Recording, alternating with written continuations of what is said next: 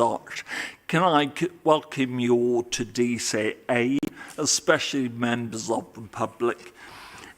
We have 3 brief housekeeping rules here. Firstly, if you have a mobile, please switch it off.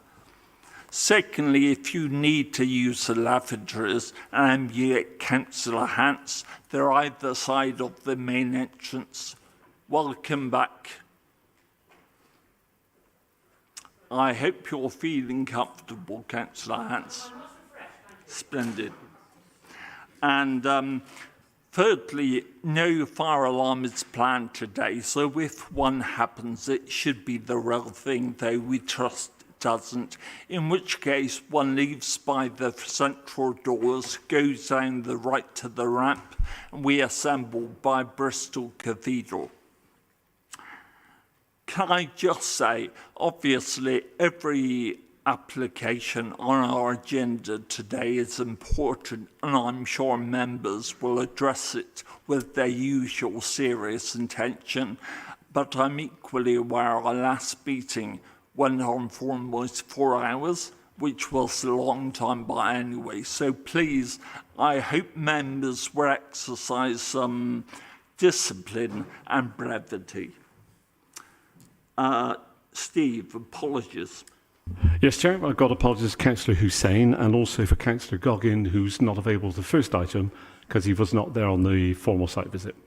Thank you. Okay, that's it. Are there any declarations of interest? No? Number 4, can I move the minutes of the last meeting? Can I have a seconder, please? Thank you, Philippa. All those in favour? All those against? They're approved. There was one item a few meetings ago. Members may recall the determination of York Place in Bedminster. There were some concerns raised about a health and safety executive concern about fire safety. That we were assured by the officers this could be approached in Duckwood through building control, but in any event, the applicant advised me within a few days they'd already amended their scheme. I've now had confirmation the health and safety exec are quite happy with that. So just to let members know. 5, action sheet. Sorry, Ed. Matters arising from the last minutes. At the last meeting, you mentioned that one of the sites was going to be is going to be consulted on at some point in the future to remove from the green belt. I believe that's not a material planning consideration. In fact, it's not much better than hearsay. So I just ask you, please, when summing up, to make sure that you do reserve your comments to matters that are actually material. I don't actually think Councillor Plowden, that was included as a material matter. It was purely context, because we have the consultation on the local plan later this month, and I personally believe Bristolians have a right to be fully informed of what's planned for them by their council. Action sheet item 5, there's only one matter pertaining to the planning enforcement, which Councillor Varney is going to speak on. He assures me in less than 5 minutes. Thank you very much, Chairman. So I've made some notes. So we're speaking about the Growth and Regeneration Scrutiny meeting, which took place on the 29th of September. And one of the items on the agenda was planning enforcement. So we had public forum with a mix of questions and statements from members of the public. And I have to say, some of the statements we heard were quite upsetting. It's an issue that really affects the quality of people's lives. And, you know, some of the stories we heard how communities were plagued by, you know, for want of a better expression, dodgy developers for month after month with seemingly no enforcement taking place. So really quite upsetting to hear that. So following public forum, we had a presentation from Gary, Head of Development Management, and also Steve Pearce. Not that Steve Pearce you'll be relieved to hear, Chairman, but Steve Pearce, the Group Manager for Development Management. And during their presentation, they explained the role of planning enforcement and also legislation under which it operates. And then we had Q&A from committee members. So I just wanted to go through some of the key points. Hopefully they're coherent, but I basically just wrote them down as they arose during the meeting. So basically, planning enforcement, they have a responsibility to investigate all breaches of planning, but not to take action. And they have to be very careful when assessing whether an alleged breach is definitely a breach before taking action, as the council can be severely penalised if it makes an error. So, for example, having to pay compensation if a developer is forced to cease work during the enforcement period. Legislation was last reviewed in 1992, so it's probably well overdue for an update. Basically, income from planning application fees funds the planning enforcement team. So if income falls, then that impacts on the number of officers available. The team at the moment, well, they used to have 6.5 full-time officers, and now it's gone down to only 3.5 full-time officers, with one seconded officer who's working entirely on houses of multiple occupation, which is very labour intensive, and resolving cases is very time consuming. Now, at the time of the meeting, there were currently 7 remaining cases yet to be resolved, HMO cases. The number of enforcement notices issued has fallen, although numbers, I believe, are coming back up after the pandemic. But Bristol is actually way below other core cities in terms of enforcement notices issued. There is obviously a correlation between the number of enforcement officers and the number of enforcement notices being served. At the moment, the enforcement team are behind schedule in terms of the number of cases registered and the number of cases closed. From 2021 to 2022, I believe that's the municipal year, only 12 out of 556 cases registered resulted in a legal notice being served. So members of Growth and Regeneration Scrutiny felt that there is a perception that breaches are happening because developers know that enforcement is not robust and they can basically get away with it. We also discussed tree preservation orders, and there are many cases where trees have been felled with no punishment. I think I'm right in saying that there's never been an enforcement notice served on someone who has felled a tree with a TPO on it. Bristol Tree Forum have a ward-by-ward map of TPOs, which they've agreed to circulate to committee members, because actually we don't know if TPO trees are still in existence or not. The director of Economy of Place agreed that there were many issues of concern, and primarily the main issue is staff resources. However, current council finances will not help, and in fact the situation could get worse. One suggestion from one of the members was to consolidate enforcement across the council, so a team that deals with all issues such as graffiti, fly tipping and parking and planning enforcement, but obviously that would require major reorganisation, and there are not funds to consider doing that at the moment. Enforcement used to be proactive, so enforcement officers would go out to construction sites to make sure that the planning application was being adhered to. But unfortunately, due to staffing levels, it's now a reactive service, and they're only responding to complaints, primarily from members of the public or local councillors. It's felt that some breaches are genuine mistakes, but others are committed by serial offenders, and I'm sure we're all well aware of serial offenders in our own wards. And it was felt that perhaps we should focus on those and crack down on those repeat offenders. There was also a discussion about retrospective planning permission and fees. At the moment, there are no penalties for people who submit retrospective planning applications, and fees are set nationally. So it's perhaps something that the government could consider. As an action, it was felt that committee members would like to lobby the government, and also to get in touch with other core cities to see if they would like to do the same. In Gary's presentation, it was stated that planning enforcement is important as a means of maintaining public confidence in the planning system. I do fear that perhaps that ship has sailed, listening to some of the members of the public we had at the meeting. So basically, just to summarise, I think the key issues are that there's a staffing issue, and this obviously impacts on the rates of enforcement, and that's likely to get worse before it gets better. And also, I think there is an institutional reluctance to pursue enforcement for fear of losing and the costs involved. Hopefully that's a fair assessment, Chairman. I don't know if you want to allow Gary or others to make comments as well. I suspect that might be helpful, Andrew. Can you just confirm, I was led to believe the Scrutiny Commission might have another bite of the cherry and consider this. Are you aware, are they planning this? I'm not aware of it, but there are actions. So perhaps at the next meeting we can go through those actions to make sure that... so I believe that the letter that we're planning to send to the government, that's not absolutely confirmed. So perhaps that's something that we can confirm at the next meeting. Questions? Tom? Thank you, and thanks for that summary, Andrew. That was really helpful.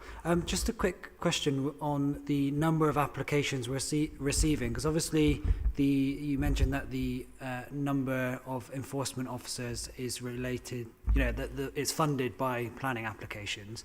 So is it that we are getting fewer applications, or is it that applications are more complex? What's the reason for the reduction in staff? Do you know? That might be a question for Gary, I think, if I can defer. Yes, thank you. Yeah, so because planning application fees are nationally set, they don't necessarily reflect the cost of processing them one by one. So smaller applications for smaller development, like householder extensions, minor development, they don't tend to reflect the cost of the council processing them. Whereas major developments, quite often, especially if they're full applications, the cost of processing most of those applications is less than what you actually receive through the national fee system, and historically they've kind of cross-subsidised and put us on an even keel. Unfortunately, over the last 2 to 3 years, we've seen a real surge in minor applications, so all the workload involved with that, but not the fee income, and a tailing off of the major applications. So that's put us in a real difficult situation in terms of income, and therefore the resourcing that we can apply to development management across the board, so dealing with applications and also dealing with enforcement. So unfortunately, whilst our application numbers are still fairly high, there's a lot that are the smaller applications that don't bring along the major fees with them, really. So that's where we are kind of in terms of the fees that we can apply to resourcing at the moment.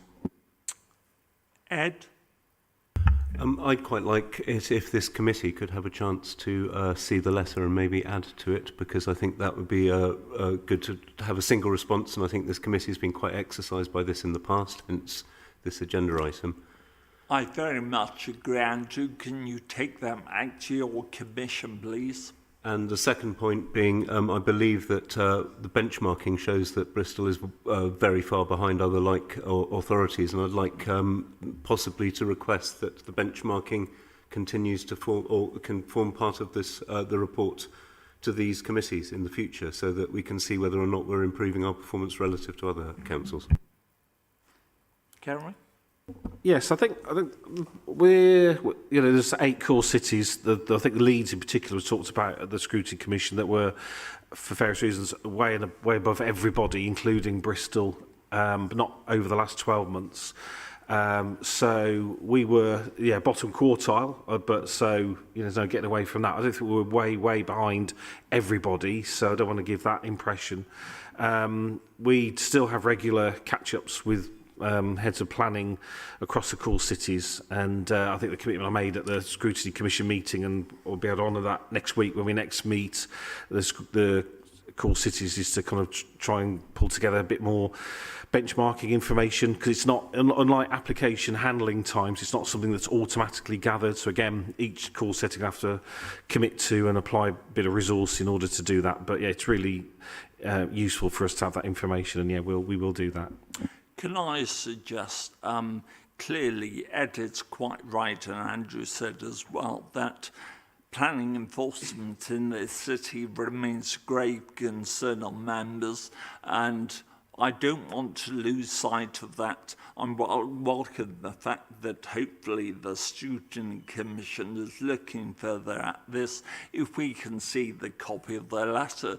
And clearly we have A and B committees with regular enforcement reports twice every 6 weeks on average, but it may well be useful to have a report perhaps showing progress. Certainly the the benchmarking information Ed's referring to once a year, say. So I can't see a problem with that. Perhaps we can arrange that shortly in the municipal year, say shortly in the first meeting, if that's appropriate. Right. Fine. I'll move on to item 7, appeals. Gary? Yes, thank you, Chair. As ever, the standard report is before members, which includes appeals that have been lodged, and they're broken down into different categories. So you got the those that are subject to informal hearings. So there's one that took place yesterday, in fact, which was a decision taken by DCB a little while ago, which is Land at Home Gardens. So that's a one-day hearing that took place here yesterday.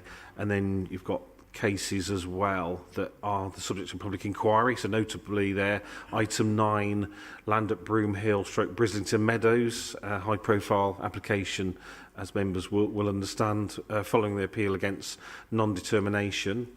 And then it lists the written reps cases, and then at the end, the ones where we've had the decision notice. So what I'd like to do is go back up to item 7, which is on page 20 of your report, because that is a really key decision that we've received in the last week, and it relates to a decision that the DCA committee made back in March last year, so a little while ago. So this all took time to resolve itself. So this was a site at 493 to 499 Bath Road in Brislington. As application by Sovereign, advised by Savills, with regards to the development of the site for 146 residential units. Now, it came to the DCA committee, like I said, for the final time back in March last year, and the committee followed the officer recommendation, which was to refuse permission on 2 grounds. The first ground was in 2 parts. One was the kind of the height and scale of the development, but also in particular the impact of the former development on the amenities of proposed occupiers of those units. And then the second reason for refusal, and this made it really a bit of a test case, was that we as officers and members felt that the application had not fully explored the heat hierarchy policies within the local plan. So for that reason, we felt this was a bit of a test case. So this was subject to a 2-day hearing earlier this year, and the decision came through last week. And I was delighted to see that the Planning Inspectorate had followed the council's position exactly, and decided to dismiss the appeal, therefore refusing permission for the development. Now, talking briefly through how the inspector considered the issues, the appellants took the unusual. I sat through, I think, half of one of the days of the hearing.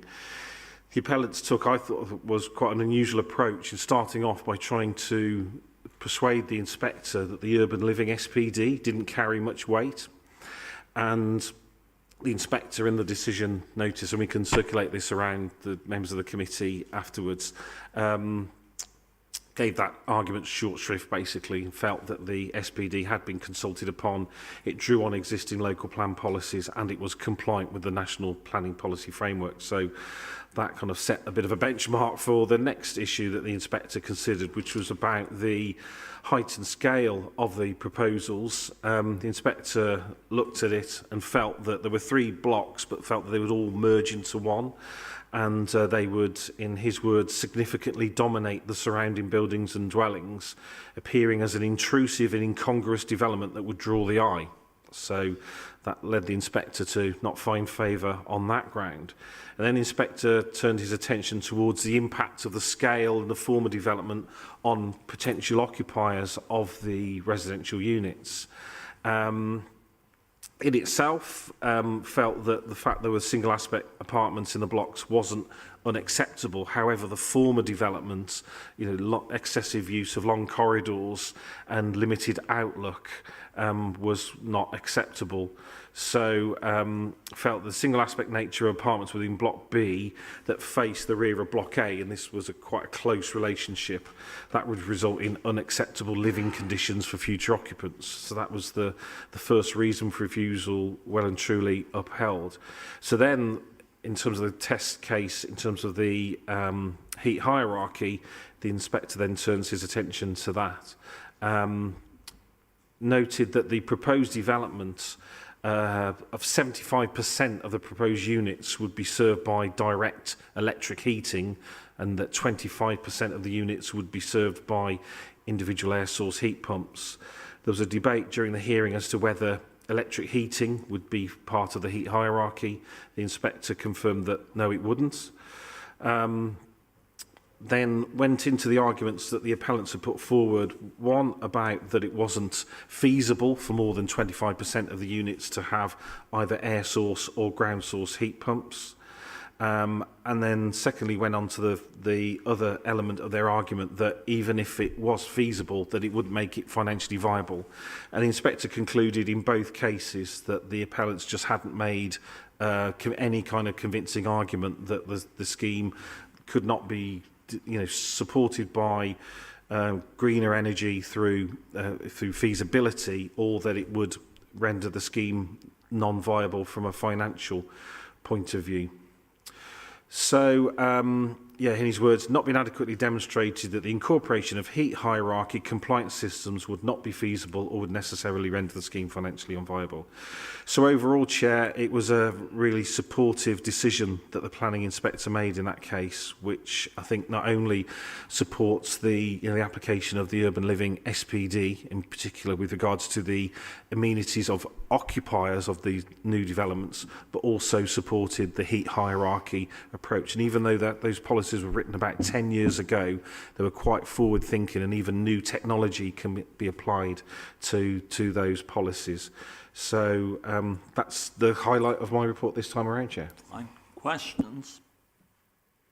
No. In which case, item 8, enforcement, Gary? Yes, Chair. So I'm delighted to say, after Councillor Varney's accurate reflections on the GNR Scrutiny Commission, that we do have 2 notices to report to you this time around. So hopefully more next time too. Questions? No. In which case, we'll move to item 9, public forum.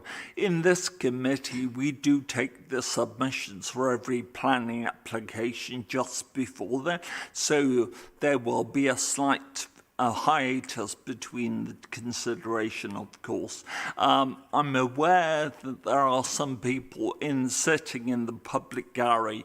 If anyone is planning and has submitted a public forum statement, please can you come down and take a seat here?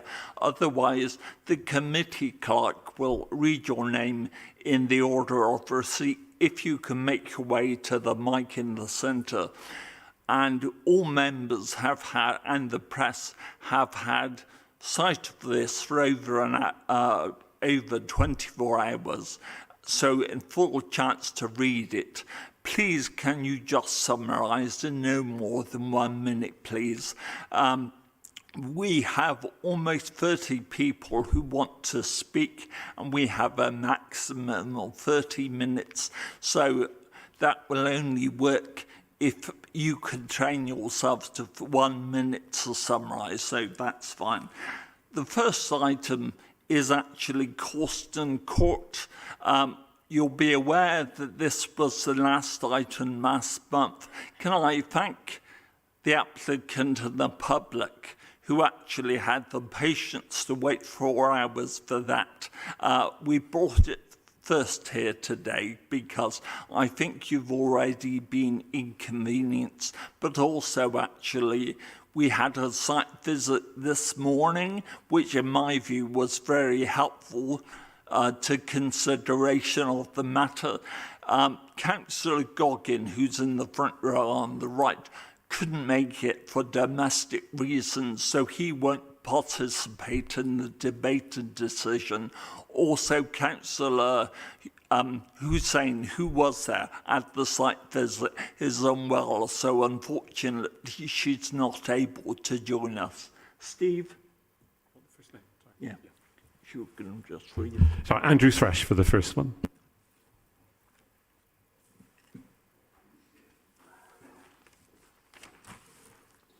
Afternoon. Is this on? Yeah. Okay, thank you.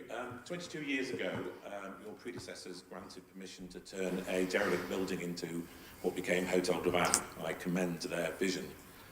4 years ago, yourselves possibly gave permission for 650 new bedrooms in 3 hotels into the Bristol city centre. I reluctantly commend your vision. However, we now have a saturation of accommodation providers, including the explosion of Airbnb. 22 years, the hotel has maintained its position and has created itself as one of probably the prime hotel in Bristol by quality. The thought of the construction going alongside Johnny Ball Lane that you have visited this morning, I believe, will have a detrimental effect on throughout the construction period, but also for the reputation and regaining that reputation in a now saturated market beyond that. So I hope to continue my commendation of you by asking that you do not agree to this application. Thank you. Thank you. Dan Didor, please.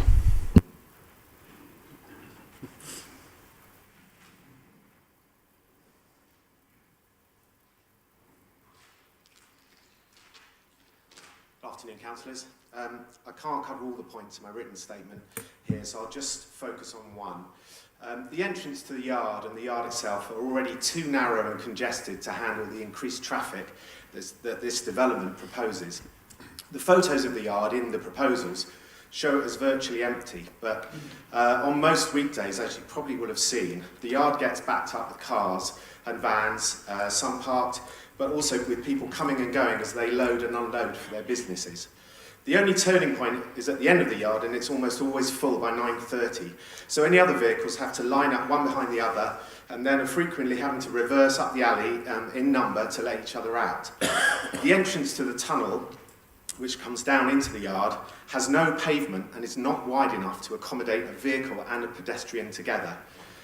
With vehicular access and pedestrian access already so challenging, the proposals to increase the footfall and traffic in this most critical area of Colston Yard is so dangerous, it's crazy. Thank you. Thanks. Next on the list is Rob David, please.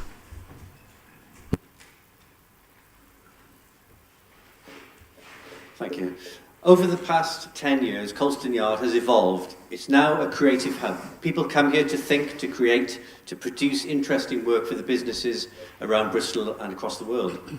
The appeal is the tucked-away nature of the yard. It's peaceful but central, busy but respectful. That's why it's a great place to work. I co-run a recording studio at Colston Yard. Although we've made great efforts to soundproof the space, the sort of noise that will be created by the construction of a huge building like this will be almost impossible to avoid.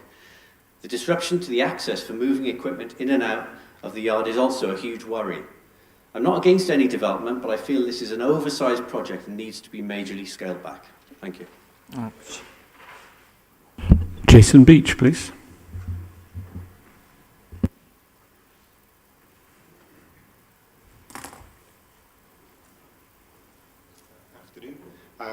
I run a shop and I lived on Colston Street for 16 years. My balcony will directly look over the development, and I have 2 boys under 2, so it will be horrible to try to provide any sort of silence for them, and I also think it will be detrimental to the business, turning Colston Street into essentially a work yard for the builders, so I'm hoping you don't. Thank you. Ben Duboisson, I think it's pronounced.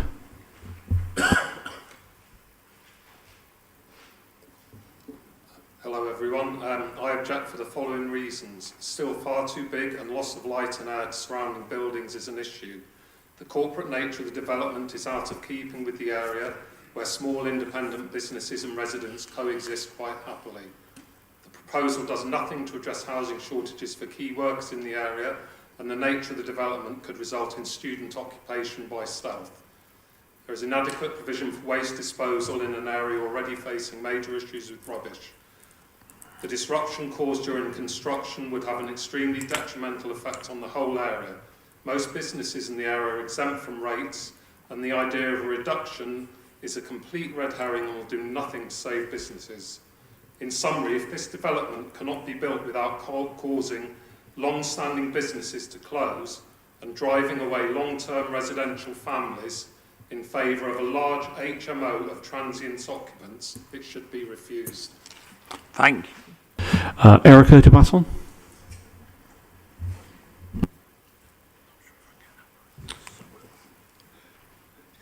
Hello. I wish to object to this scheme. It has the potential to destroy a thriving neighbourhood of families and small businesses. As a shop owner, I know that many visitors enjoy the quirky, independent nature of this area. This out-of-proportion development will alter that when it's constructed and thereafter.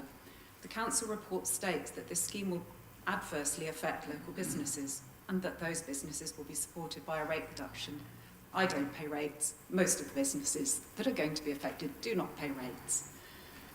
So we won't have any support and we will close. Most dwellings in the area are currently occupied by long-term residents who make a strong, supportive community. I really hope that the council will listen to those who will be affected by this proposal. We don't want massive disruption that this development will bring, and we don't want our community destroyed for the gain of one developer. Thank you. Thank you. Matt Golding, please.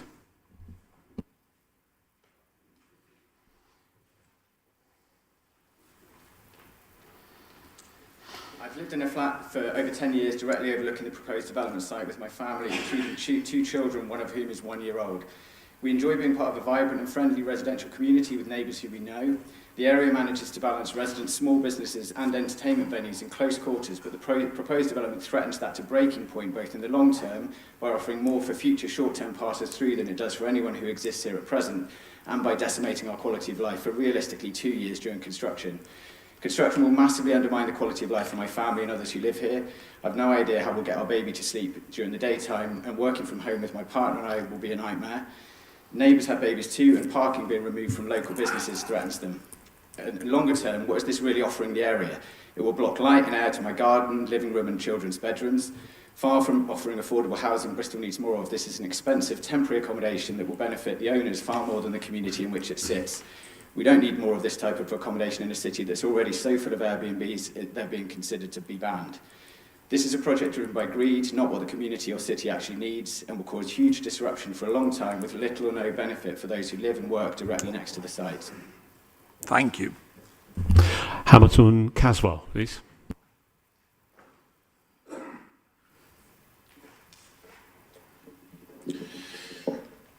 Good afternoon, Chair and councillors. On behalf of the Christmas Steps Arts Quarter Planning Scrutiny Committee, this proposal still remains hugely unpopular with our residents and traders based in or near Colston Yard. It received an initial 67 objections, and since the revised plans has received another 28, making 95 objections in all from a very small area in or near the yard. Colston Yard's limited capacity is already at full stretch, as you've just heard, and it would be totally overwhelmed by the imposition of an unwanted 19-bedroom hotel. Also, the modern design is out of keeping with the much-loved period character of the yard. These objections are echoed by Bristol Civic Society, the Conservation Advisory Panel, the Christmas Steps Arts Quarter, and Ward Councillor Annie Stafford Townsend. Since the relatively small revision to the plans, no one has withdrawn their objections, and we ask the members of the Development Control Committee A to regard all 95 objections as still standing. And lastly, I would just say there are about 20 of us here in support of this today, and had this meeting not been called in business hours, a lot more people would have come, but most of our members are sole traders with little shops and businesses who cannot leave their posts without closing their businesses for the day. So we thank you for your consideration. David Wilkinson.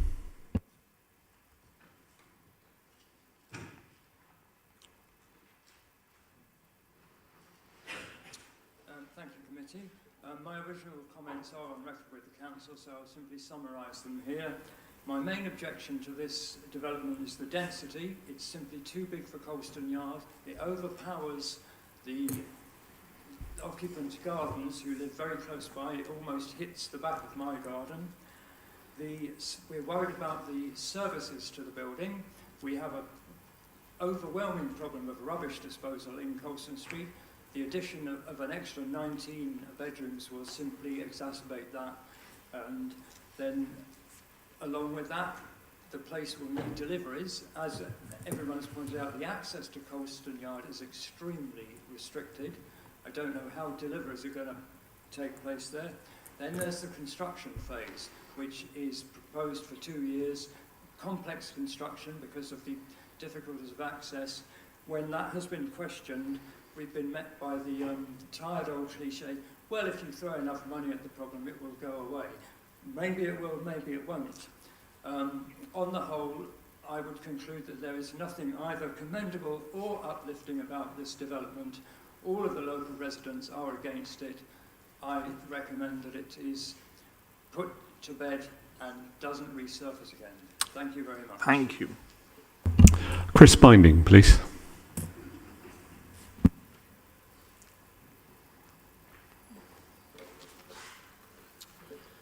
As a Colston Street resident of over 30 years, my objection to this planning application has not altered following the token loss of a storey at the southern end of the building and one lowered gable. Both the height and footprint of this proposal are simply too large, and its impact on the environment and community of the small businesses and residents will be wholly detrimental. This is an area of Grade 2 listed buildings, many owner-occupiers who take a great interest in and concern for the community. To place a large building within this community and fill it with 40-odd itinerant guests with no interest or investment in the neighbourhood would offer little benefit. The building and its purpose is totally inappropriate for this conservation area. In addition, a construction project of this size would have a massive negative impact on day-to-day life. 18 months at a minimum of noise, congestion, pollution and disruption to residents and businesses alike would be intolerable. I urge the committee to reject this proposal in its present form until at least a 50% reduction is made of the design and submitted. Thank you. Thank you for your time. Colin Pemble, please.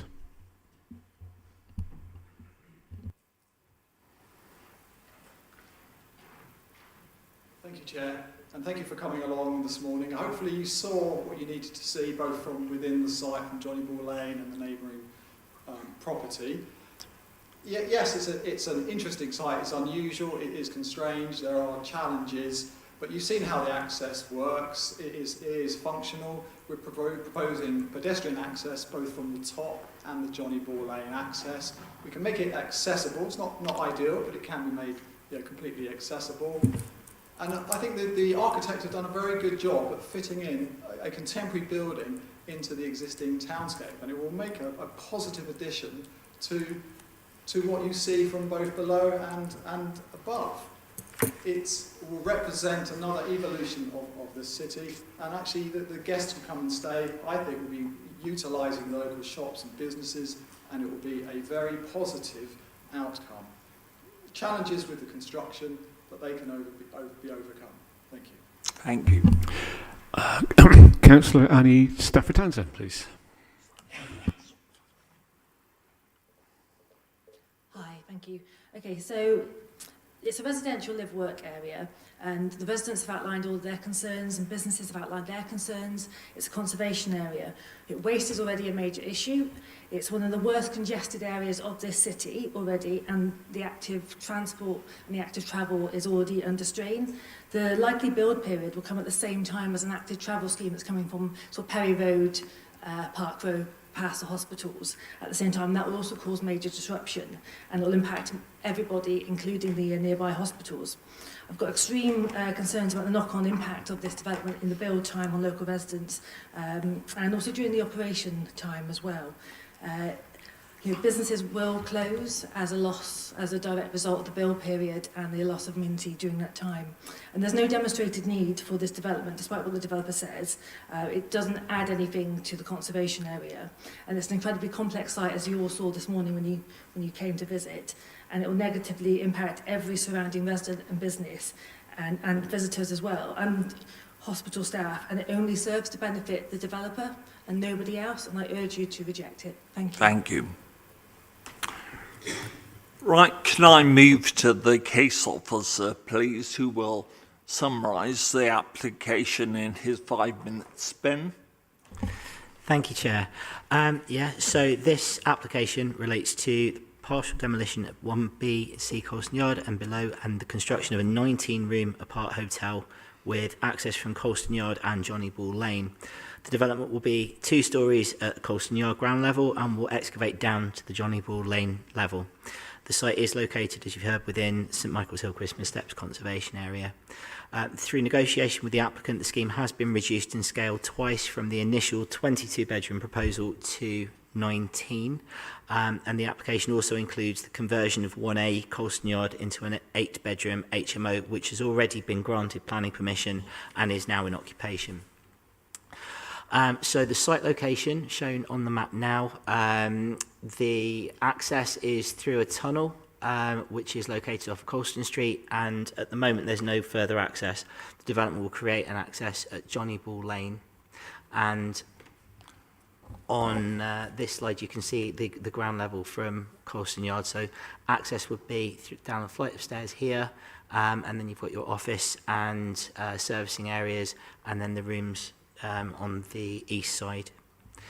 As I said during the course... Excuse me, I'm not sure I can see your pointer when you're saying here, Oh, here, and here. sorry. This has happened before. It's not you're not the first, but it does make life easier. Thank you. There we go. Is that any better? Apologies. Okay, thank you. Do you need me to go back, or should I carry on? So again, the entrance here from access from Colston Yard, down the flight of stairs here to the office and servicing areas, and then the bedrooms here and here, which is on the east-facing elevation. The scheme has been reduced twice during the course of this application, and there was a 2007 consent. The 2007 consent outline is shown here, and then the red line was the 2007 consent. The blue line is the original application, which we reduced to where the pink line is, and then following the deferral of the application at the last committee meeting, it's been reduced in scale again on the south end. This slide I think you saw last time, but shows the aerial view of Colston Yard. The development would include this building here and then this section here. And these numbers on the arrows relate to these views in the yard. So you see that's the view from outside what would be the front of the hotel looking down the yard. This is the view from the yard of the existing buildings. So as you can see, actually the views from inside Johnny Ball Lane wouldn't really change. The development is all behind here, so it wouldn't really change any of the views inside the yard. View 3 is the access to the yard from Colston Street. View 4, again, that's coming into the yard, and view 5 is from the back of the yard over the area behind 1B and C, so these buildings here. Some existing views to show you. This is the views from Rupert Street and over the Hotel Divan, and then that's the view from Johnny Ball Lane looking up to where the development would be. And then the proposed view, this is the main change here. With the further reduction, it will retain views from the rear of properties along Colston Street as well. This is the view. Obviously you've got the hotel in the way, but there would be improvements to natural surveillance on Johnny Ball Lane by introducing these windows and balconies. And that's how the archways align with the existing archways along Johnny Ball Lane. Final points to make. As set out in the officer's report and the addendum report, initially there were 58, objections to the scheme. On a reconsultation with the reduced scheme, only 28 objections were received, and again, most of these were from people that had originally objected. The reasons for the objections are set out in the reports. And with regard to design, the scheme is considered to be sympathetic to its surroundings, although modern. It would not change the views within Colston Yard or harm the setting of nearby listed buildings. With regards to amenity to neighbouring properties, concerns have been raised regarding loss of light, overlooking, overbearing. Officers did review this in detail, but felt that given the aspect, there would be no loss of light or sunlight because the development is to the north and east of the existing properties, and the further revision improves that even more. So there are no concerns with regards to harm to the amenity of existing residences or commercial properties fronting Colston Street. With regard to disruption during construction, we're aware that this is a problem. However, it's not a material planning consideration and therefore doesn't warrant refusal of the application. We've not accepted the existing construction management plan or environmental construction management plan because we want to see these tightened up to minimise the disruption and to prove that the development is viable in terms of the construction phase. So we would be looking at that when a condition application was made, but we are aware of those and would work to minimise it, but it wouldn't be a reason for refusal. It's also noted there is an objection from Transport Development Management Team regarding the site access and the ability to construct the scheme. Officers have taken these comments on board and they're set out in full in the reports that you have. But we believe that that given there is no restrictions on the existing businesses currently occupying the units or in the rest of the yard, that more trips could be made from the existing businesses than the proposed hotel. It's not controllable.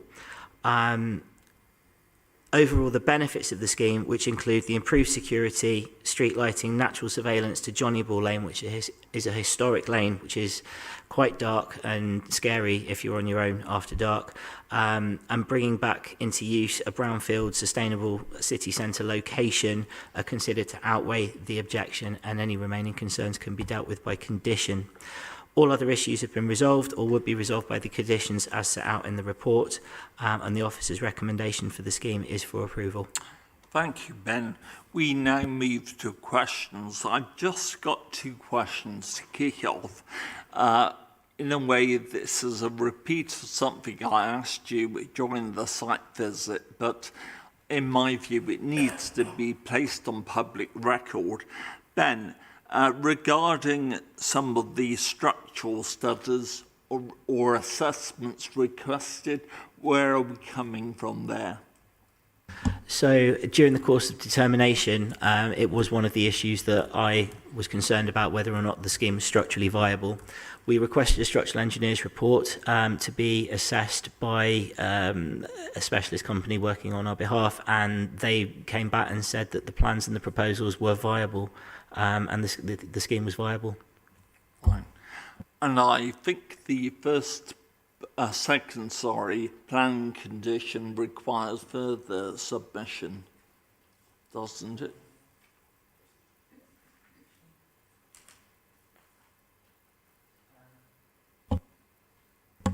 Yes, Chair. The condition 2 is structure adjacent to or within 6 metres of the highway, and Johnny Ball Lane is adopted highway. So before any development can take place, there would have to be an agreement in place between the developer and the council to ensure that the structures adjacent to the highway and the highway were secured. Thank you, Ben. I just want to pick up an issue I fear raised in public forum. The gentleman talked about students occupying by stealth. My understanding is additional planning consent would be required. Can you confirm that? Thank you, Chair. Yes, I can confirm that. The application is for an apart hotel, which is separate to student accommodation. It would need a change of use application.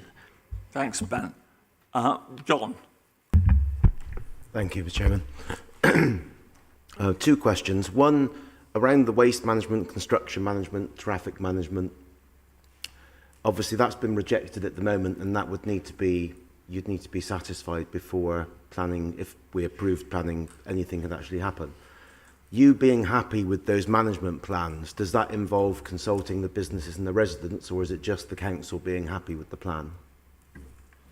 So one of the reasons that we didn't want to accept the construction management plan at this point is because objections have been raised by businesses at the Johnny Ball Lane end regarding access and fire escape access. We would need to ensure that any development prior to it beginning ensured safe access and emergency access for surrounding buildings to make sure that in the event of an emergency, people occupying those buildings are able to safely vacate the building. It's also worth pointing out that the majority of the development and construction process will happen through the Johnny Ball Lane end and not through the Colston Yard end. So the majority of the disruption of vans and materials being brought to site would be coming from below and not through Colston Yard, affecting the businesses there. Thank you. And the second question was around the number of objections received. My understanding was it was in the 50s in the first application and in the 20s in this application. One of the speakers worded it as if the objections had moved from the 50s to the 90s by adding two together. Can you just explain a bit more about that? I just want to be mindful of whether I'm thinking about less people objecting than they did originally, or if this is now additional objections to the original ones. I'll do my best, having consulted our system. So when the application was first made, we consulted neighbouring properties by letter, and there was a site notice and a press advert that were published. In total, I believe we had 58 objections. It's in the original officer's report. Following the deferral at the last committee meeting, there was another revision which removed another 3.4 metres of height from the south end, and we decided, given that many of the objectors said we wouldn't object to a reduced scheme, we reconsulted on a 14-day period by letter to all of the previous objectors and neighbours that have been consulted. We received 28 objections back from those people. So then they're all people that have been previously consulted. So yeah, I believe it was 57, it's in the report, previous report, I believe it was 57 the first time round and down to 28 this time. Tom? Thanks. I recognise that it's not a material consideration, but I just want to come back to the construction management plan, because I think a lot of the issues that have been raised today are around the construction phase, and I just want to make sure that is it that if we are minded to grant permission today, that the construction management plan is sort of separate to that process, and there's a chance that, given how difficult the site is to develop, that they could never get past that construction management plan phase?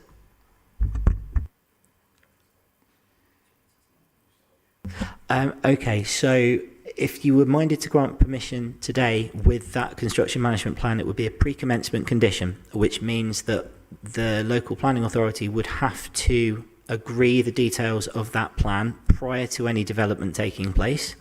And until all of the pre-commencement conditions are satisfied, development couldn't start.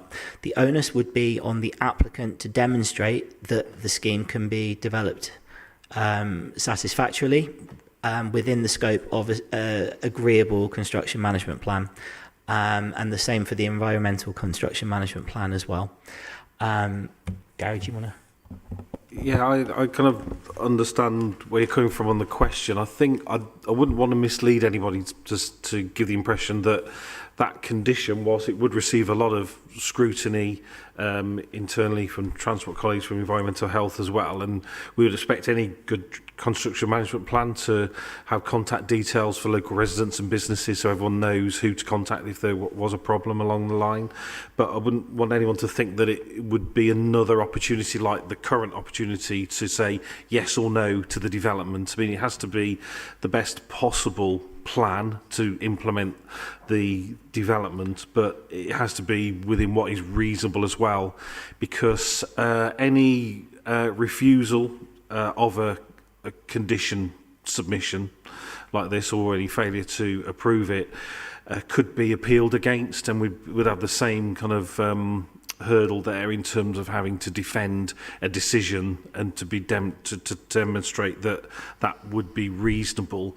And you know, there would be a case for the appellants, as they would be in that case, to say, well, you know, the council have got to approve something here because they've granted permission for the development in that scenario. So hopefully that bit of additional commentary will help. Could I just follow up on that and check that the construction management plan, that is there to deal with those issues like access for the existing traders, noise, dust and things like that? So there are two construction management plans. There's one is the effectively the transport, which is the condition 3 in the conditions suggested in the report, and then there's the environmental construction management plan. So we would need to satisfy both conditions. The first one relates to the transport issues, making sure that the highway remains safe at all times. The second one relates to hours of construction, levels of noise, dust, pollution, minimising that. So there are two conditions that we've suggested for this application. Councillor Hume. Thanks so much. So my question is also about the construction disruption, which I know that is not grounds to reject the application. Is that even the case if businesses do go out of business and the mental health issues that people might suffer who live nearby? Is that still the case, that we don't take that into account in making our determination? I think the tough answer to that is yes. What's before you today is the development itself and how it would operate once built. Construction management plans try to kind of cover that grey area about how things get built, but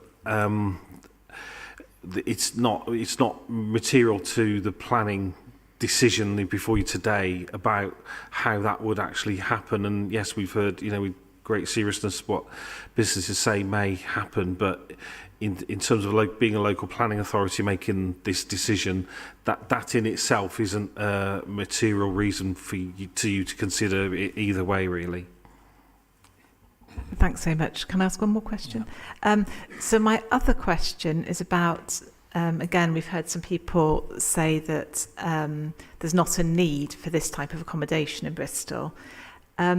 Is that a material consideration? So assessing the need is quite difficult. However, we're also aware of the number of properties that are being let as Airbnbs, and that's effectively removing properties from the housing stock. So by creating a 9-bedroom apart hotel, hopefully you're taking 19 properties that may otherwise become B&Bs and out of the housing stock back into one unit and keeping those properties in the housing stock for people looking for homes in Bristol. Yeah. Fee. Just to summarise, so we cannot reject this on the grounds of the construction management concerns, which many residents understandably have, but we can condition the construction management in approval, for example, saying no construction activity before 6 a.m. on a Saturday or something. So we can put some quite stringent, if we have concerns, so we can cover that to a degree. My other question was around access and transport. We had beautifully set up for us the point where Gary was actually stuck on the pavement because a car was in the passageway. So we have witnessed for ourselves the fact that you can't get a car and a person down there. Yes, that poor bugger was doing a sort of 7-point turn trying to get in. Can you spell out for me, I mean, it seems extraordinary for those of us who are there, and I cycle past it every day, that this could be considered an access for a business of this size. Can you outline for me in words of one syllable how it's considered to be outweighed by the improvements, etc.? Because they do seem to be manifestly problematic, that particular access. The bottom access isn't great either, but the top access is spectacular. Thank you. I can't do it in single syllable words, I'm afraid. But yeah, the number of people visiting, when you've got an apart hotel, the way I assessed it is people will tend to come and go a couple of times a day. With the existing businesses, if you had, for example, a hairdresser with 6 booths there and hourly appointments, you were also, one business there would generate more trip generations than this apart hotel is likely to do in a day. There are no restrictions on the existing offices that are there at the moment. They could, for example, be a printer where you've got deliveries coming and going every hour. Overall, the scale of the building kind of sits comfortably within the height of the yard and it goes down. But I don't see this generating as many trips or a lot more trips than other businesses in the yard are likely to do or could do. Sorry, Chair, indulge me. And also, I mean, a further transport issue on that top road. It's already a bit of a nightmare. I mean, there's double yellow lines parked on left, right and centre. I've witnessed double parking next to the double yellow lines on a number of occasions where I can't get my bike through, let alone a bus. There's a bus that goes down there as well, isn't there? Again, how can these concerns, which those of us are familiar with the area, be mitigated or addressed in some way? So a few points there. It's a city centre site and it's sustainably located close to the bus centre, right opposite the hospitals, and it would create a secondary access at the bottom to Johnny Ball Lane, straight down to Rupert Street and the Metro bus stops down there. The site is currently in use as offices for several people. I don't know exactly how many people are working there, but I think it's a tricky one to say how this is going to create further impact, because it's not the addition of a new business as such. It's changing the use and expanding the size of the building. But there are already businesses in operation there. There are already the car park nearby as well at Trenchard Street is something that we spoke to the developer about, whether it might be possible to have spaces set aside for residents, but that's not something we can condition because it relies on a third party. But overall, given the location, we would expect the majority of people to walk into the city centre or to the hospital or the university, if that's what they're staying in an apart hotel short term for, or to use public transport rather than have a car in the area. We can't guarantee that, but again, we can't guarantee how many people using the existing offices might drive to the area as well. Gary? Yeah, just following on from what Ben said there, really, I think it's a really difficult judgment to make, really, because as you noted and we all saw on the site visit, the access arrangements, say it's far from ideal, is a big understatement, really, but they are what they are. It's a kind of a matter of judgment as to what the additional impact will be, and will they be significant, and depending on your view on that, then would the other benefits outweigh that harm, really? I mean, we're in a difference of opinion with our own transport colleagues, which doesn't happen that often, but our transport colleagues are opposed to the scheme. We have applied the wider planning balance, and we feel that if this did go to an appeal, that we think, again, on balance, an inspector would probably side with the benefits, but they might not. So it's one of those really difficult planning balancing acts, really. Before calling Councillor Plowden, I'd like to pick up one issue raised by Councillor Hans. Obviously, having seen the site, and I appreciate there will be very significant nuisance and inconvenience issues during construction. And I think if committee is minded to approve this, it's clear that any construction management plan needs to be as robust and supportive, strong as it can be. Were that the case, bearing in mind you still need to do have engagement with the parties, would you require a committee to actually stipulate the grounds like she mentioned, like work finishing by so-and-so in a resolution, or is that something you can come back to us on?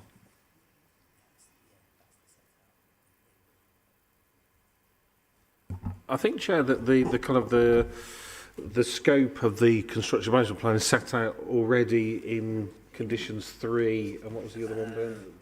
The condition 3 is the transport. Although And I 10, 3 and understood 10. what you said, still some engagement was necessary on that, so it wasn't complete yet.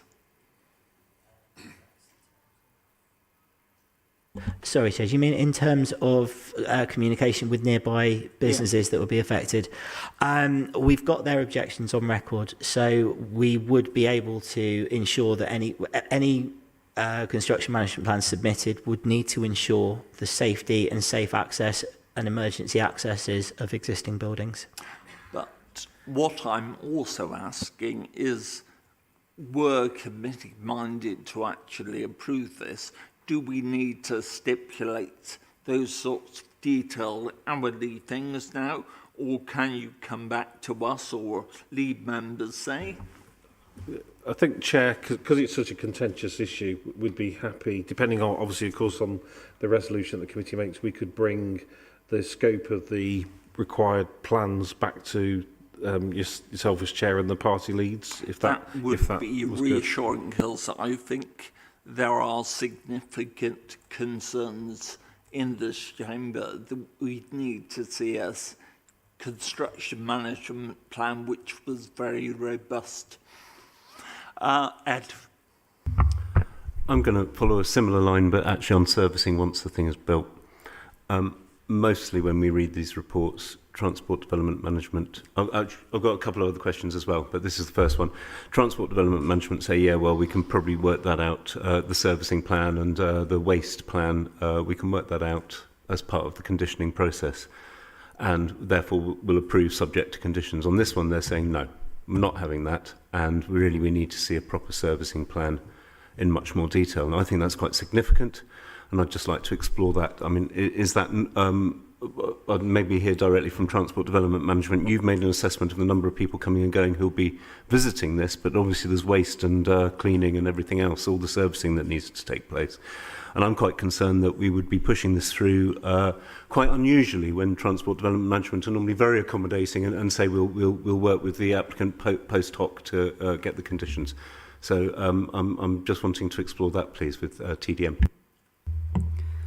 I think what I'd like to make clear is that when we say we're not satisfied with the current document that's in, it's because that site is the most unique site we've ever seen. In our 30 years experience, I've never seen a construction. So I talked with Ben a lot about this site, and Luke, as you know, did the site visit with you so that you know, because our discipline means we have a duty of care on the highway, we're very nervous about this. We take on board the advice that it's not technically a material matter for planning, but we think we would welcome a really detailed construction management plan that actually demonstrated everything needed to happen in this very unusual site.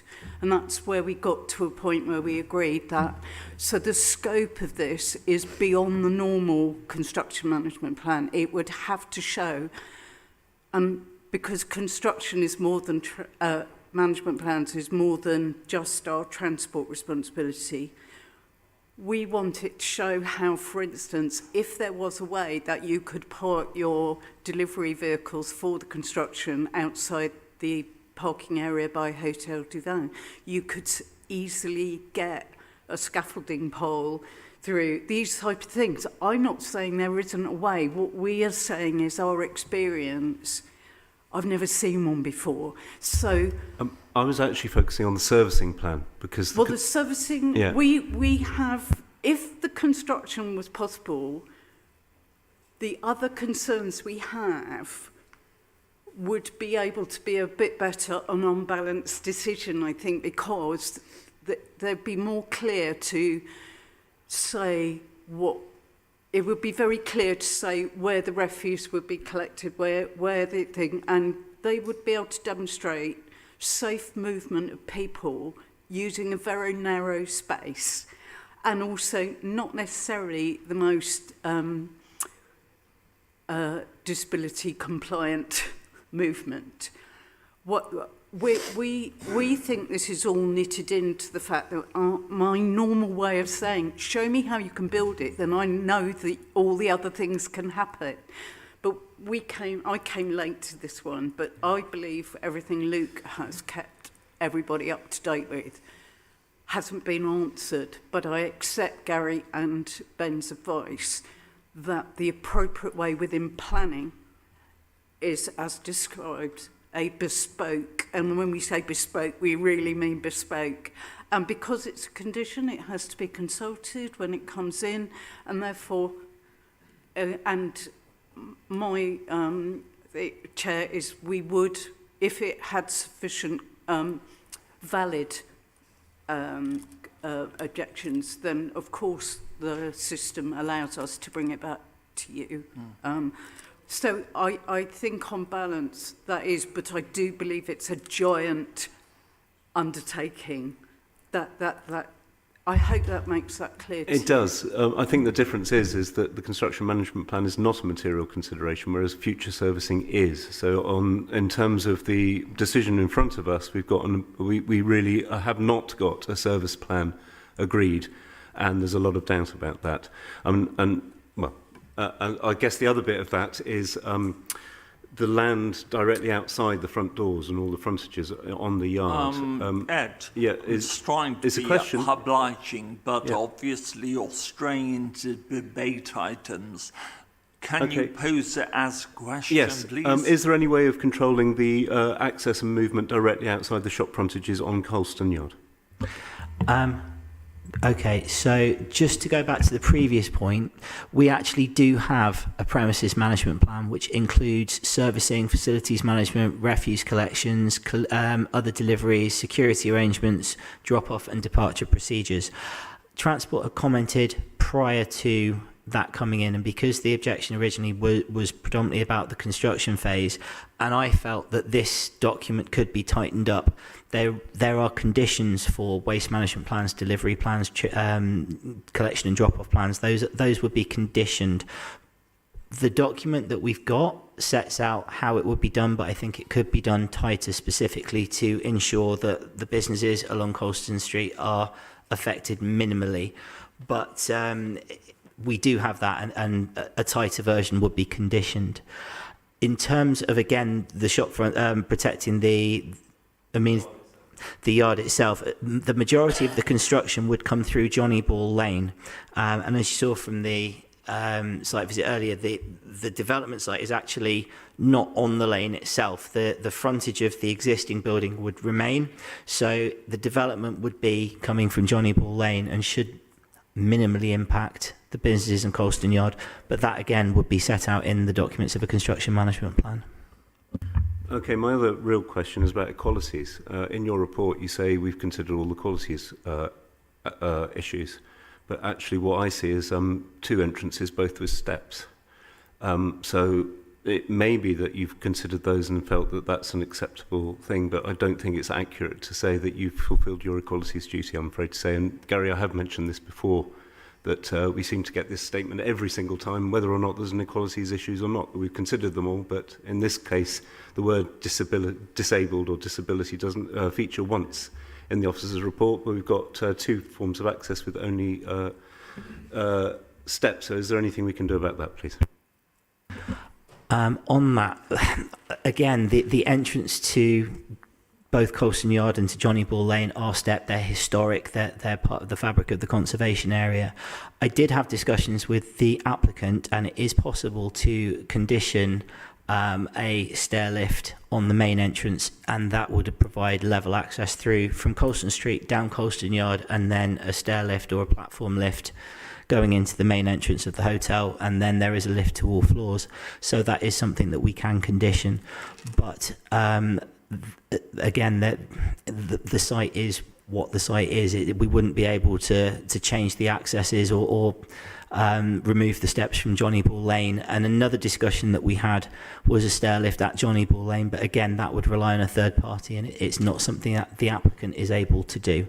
But we can condition a stair lift and the main access to ensure that there is level access from Colston Street all the way into the main entrance into the lift. Right. Tom. Thanks. Just a quick one. One of the other things we spoke about today was the improvements to Johnny Ball Lane in lighting terms, and I just wondered if there is any opportunity to improve safety for pedestrians in the passageway as well. Yes, we have recommended conditions for both CCTV and lighting plans to improve security and surveillance of Johnny Ball Lane, and we can include lighting within that archway within that plan. Andrew, did I see half an arm? Actually, it was a question about disability access, which Ed asked, so I don't need to say anything more about that. In that case, I'll move to debatable questions have been asked. Yes? Let's seek to kick off. In many cases, I believe actually site visits are often required or requested primarily to stall consideration of a planning application. But in this case, I would say the visit this morning and the help of the applicant and the neighbours and also the ward member, Councillor Stafford Townsend, was very helpful and hopefully has led to an improvement in our understanding, of course. I would also say this, in a way, is a classic example of the, well, frankly, the confrontation of the challenge to us. Obviously, as a council, we're seeking to build on brownfield land, particularly in the city centre, rather than reach out and build on virgin greenfield land. And of course, there are major implications of this, not least the possible inconvenience and the impact on the residential amenity of the neighbours. And in my view, this goes to the heart of this debate, of course. We have heard a lot about what are material planning issues and what are not.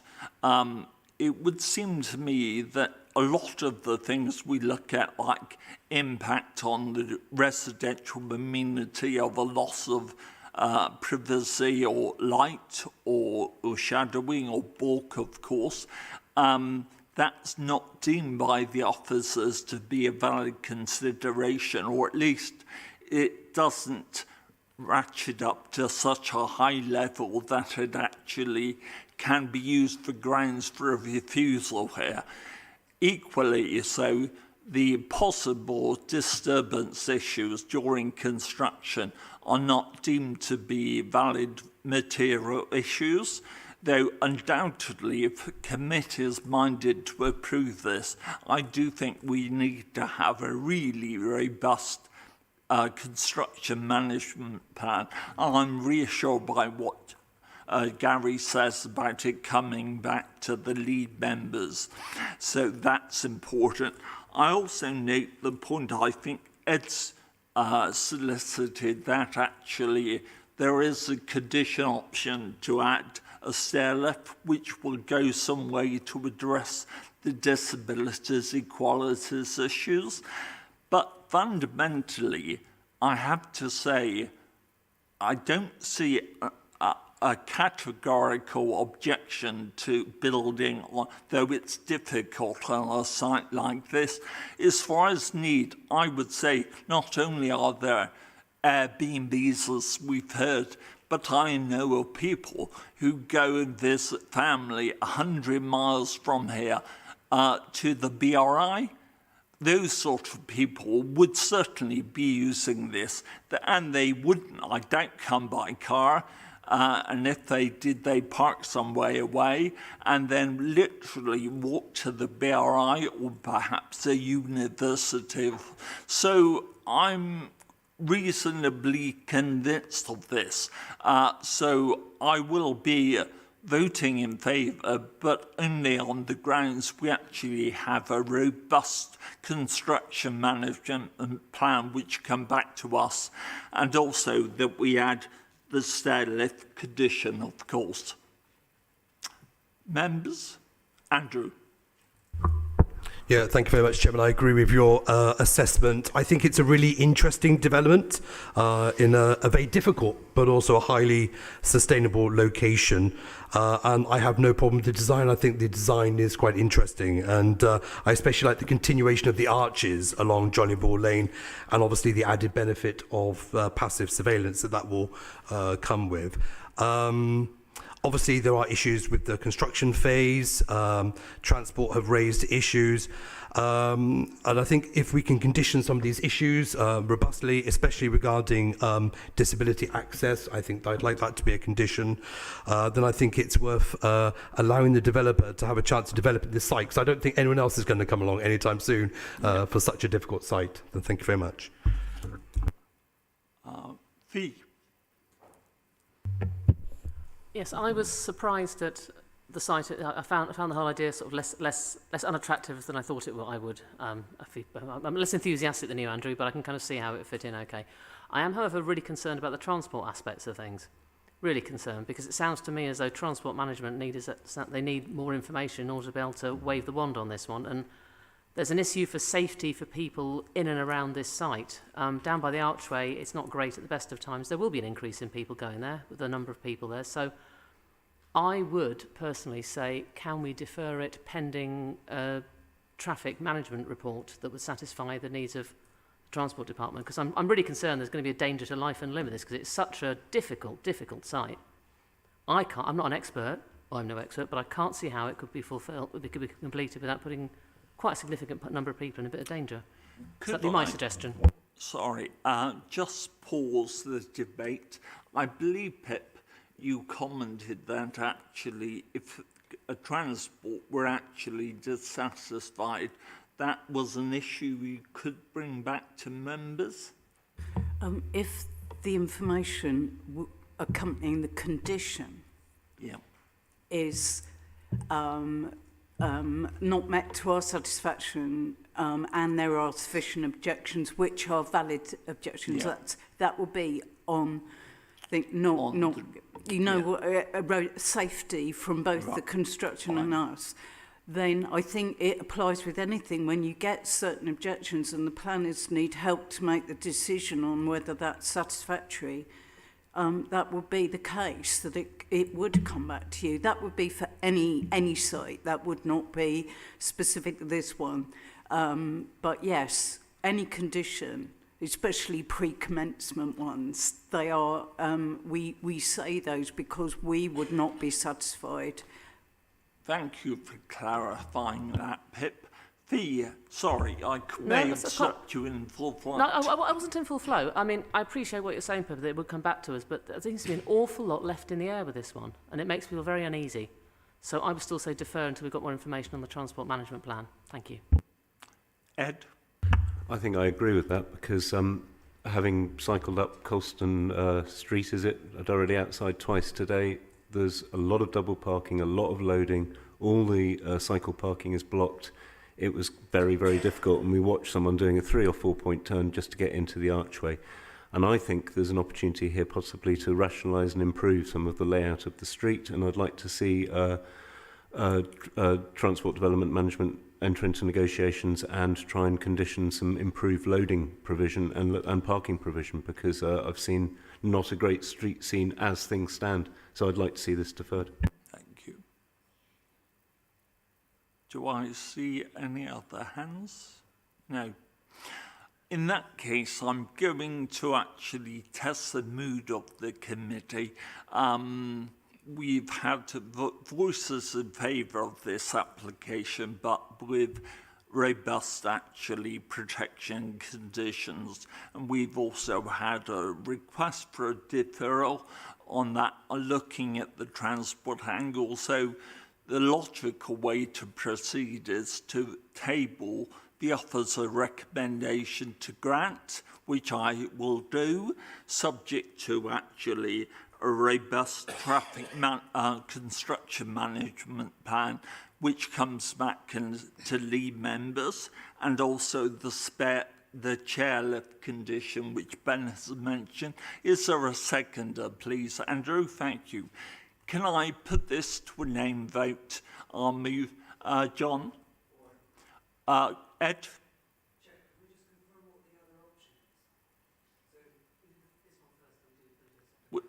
It's always the case that we move the officer recommendation first. If that falls, then we move to the other ones.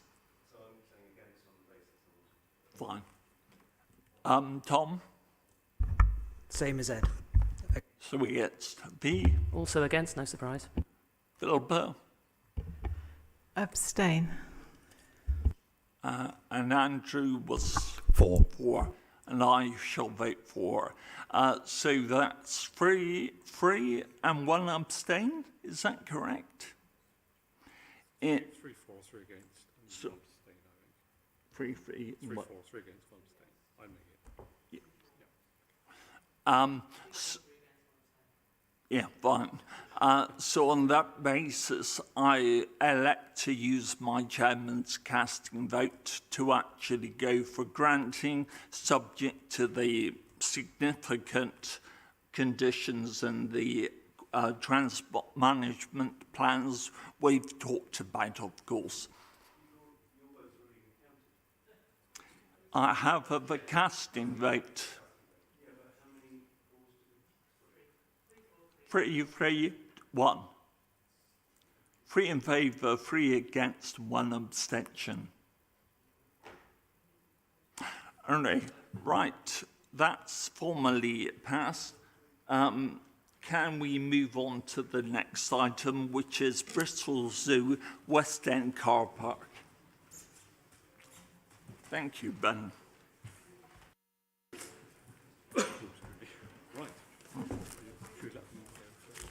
Oh, yeah.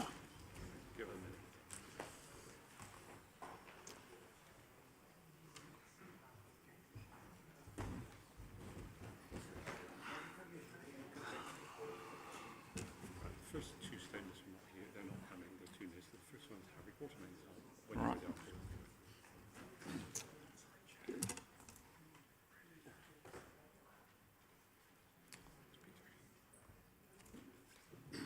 So we'll move on to public forum on the zoo. For anyone who wasn't here earlier, we've seen sight of all the reports, all the submissions. So if you could just, when your name's called, go to the centre, take the mic, it's already on, or speak to the mic, and summarise your key points in 1 minute maximum, please. Steve. Harry Quartermain, please.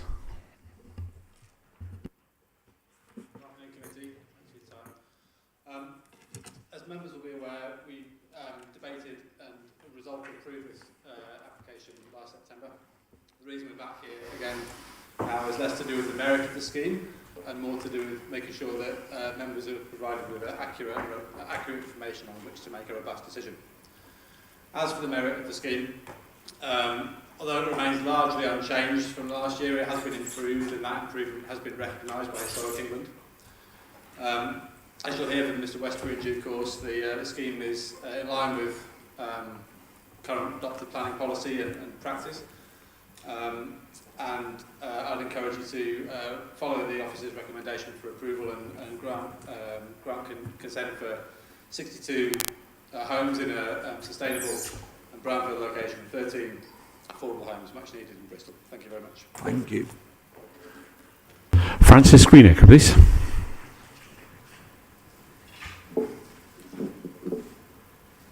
I live in Cecil Road, immediately opposite the only entrance to the proposed development. And I've said before that the zoo's consultation has been exemplary. They've responded diligently to local groups and individuals, to your own officers, and of course, if you heard, to Historic England. Now still further improvements have been made to Block A, making it compatible, or much more compatible, with the adjacent terrace on College Road. Block A is not as dominant as perceived. It's just a metre higher than Cecil Road's roofline, under which I live, and the 5th storey is now well recessed and barely visible from below. And there are plenty of buildings in the immediate area that are higher still. This is a careful, even restrained development, a positive improvement on the existing brownfield car park, and I very much hope you will approve the application. Thank you. Thank you. Chris Boy, please.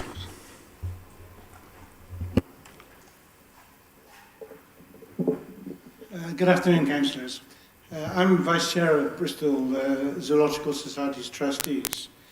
As you will be aware, we finally closed Bristol Zoo Gardens as part of our strategy to create a new world-class zoo at the Wild Place project on the edge of Bristol. This will allow us to focus even more on our conservation, education and research work at this time of climate and ecological crisis. We need to develop this site to help fund this. However, we wish to leave a really positive legacy in Clifton. So instead of securing outline permission for this brownfield, largely redundant car park and selling to the highest bidder, we've worked diligently on a really high quality and detailed scheme. So what we propose will in fact be built. This development will be part of our legacy, including bringing affordable homes to a part of Bristol that for most is unaffordable. Thank you. Thanks. Francesca Fryer, please. Good afternoon. Since you last approved this application for 62 homes, and as you've heard, 20% of which are affordable, we've worked on 2 key aspects: amending the design to be more sympathetic to the conservation area that it sits in, and making the scheme more sustainable. The design changes have importantly been reviewed carefully by Historic England, who have concluded them to be less than substantial and to have been minimised. We already, when you considered the scheme previously, had a sustainable scheme that was significantly outperforming policy. We've now added a section of solar panels onto one of the roofs of Block A, but these are positioned in such a way that they will not be visible, so balancing heritage and sustainability. We have continued to work openly and respectfully with our neighbours and would intend to do so as we move forward. And I would really like to ask the committee to support the application to regenerate the car park, which will deliver much needed, high quality and beautiful homes. Thank you. Thank you. Christopher Jeffries, please.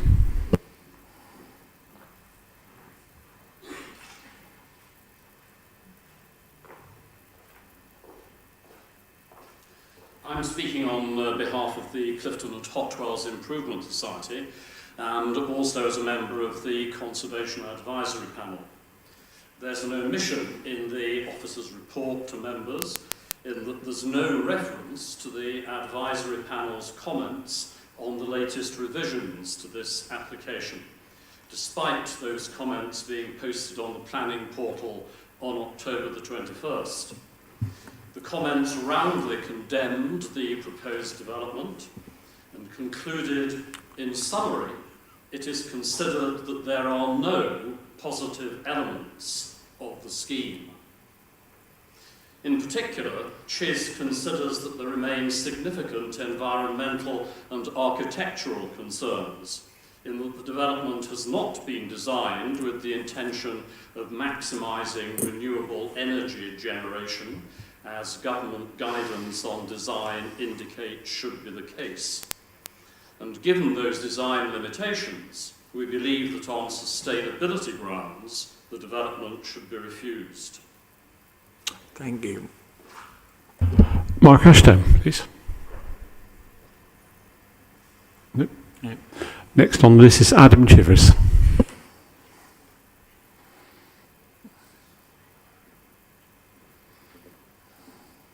In the limited time available, I'd just like to emphasise one point. The committee must resist the temptation to see the choice between this scheme and no other. This is precisely what the zoo would want you to do, but that is not the choice that you face. Nobody, but nobody, is objecting to the sale of the zoo's assets or the principle of housing. The only question is whether you give the zoo permission for an awful development which all fair-minded people reject. The vast proportion of those who made representations, who see the design of the scheme as wholly out of keeping with the conservation area, and the Conservation Advisory Panel, who see absolutely no positive elements to the scheme. This is most emphatically not a case of NIMBYism, just of overriding concern at the lamentable, greedy and unimaginative design of this scheme, which will leave a permanent scar on the conservation area. To grant permission for this development would represent a significant failing where the applicant has the chance to leave a legacy of which it and the city could be justifiably proud. Thank you. Robert Day, please.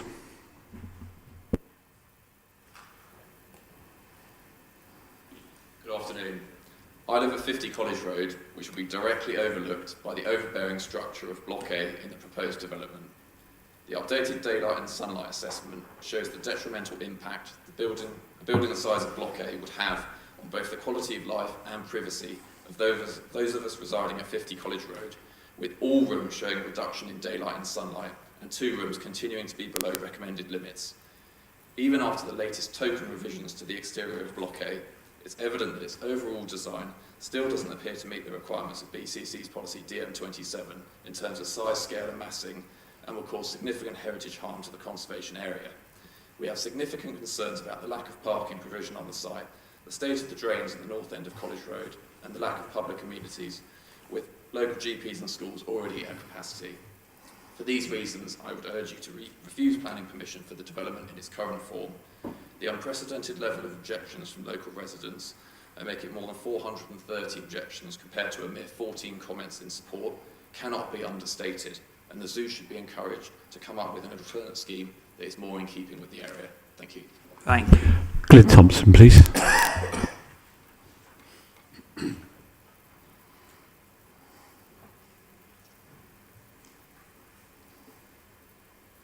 This application is not about Bristol Zoo. They will be gone very soon. It is about the appearance and use of a large piece of land in the centre of the Clifton Conservation Area. Please don't be taken in by the zoo's expensive PR campaign.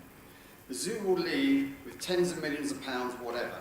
Please focus on what is proposed and what will remain for the next 100+ years. The Council's own Conservation Advisory Panel don't like this application. The lead architect appointed on the main zoo site doesn't like it, and the people of Clifton certainly don't like it. There has been a record number of letters of objection from Clifton residents, almost 500 in all, and the only letters of support are from people associated with the zoo. Everybody recognises the need for more homes, but to build an oversized block of flats without any architectural merit in a prominent position in the Clifton Conservation Area is no way to solve the problem. This application does not meet planning policy on a number of levels. It does not add to the conservation area, it is not sustainable, and there is no real outdoor space for the majority of the homes. Have we learnt nothing from the experience of COVID? It is only the mayor and the zoo who want this development. The zoo want the cash, and the mayor wants the extra housing numbers. No one else wants it. As our elected representatives, I urge you in the strongest possible terms to reject this application. If you don't refuse it, you will be responsible for a major scar on the landscape. Our children and our children's children will ask, who was responsible for that hideous development? And the answer will be you. Thank you.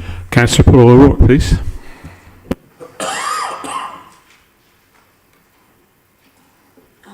Thank you. I put a statement in basically on 2 points. One was I wanted to draw attention to the error, as I see it in the report, about the updated Conservation Advisory Panel. I wanted to make sure that the members were aware of the fact that they were still against it. And also, I just cannot let go of the livability argument.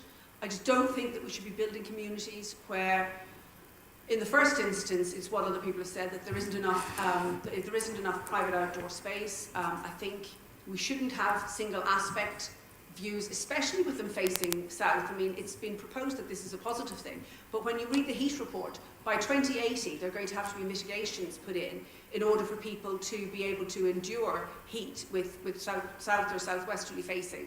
And my most important thing that I just cannot let go of is that I don't want us building communities where we prioritise car space, and the report says it's not safe to have outdoor space for children to play.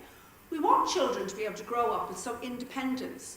There's no point in saying that parents can take them up for a walk onto the downs, because that's not how children grow up and learn to be independent. They need to be able to go out somewhere where they can safely intermingle.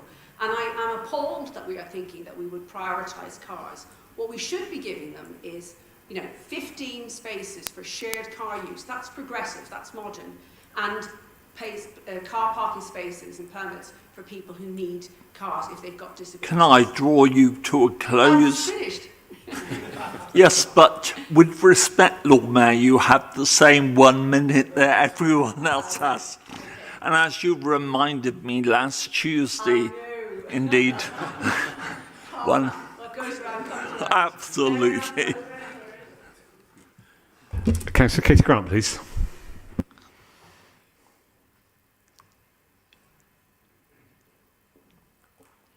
Thank you, Chair.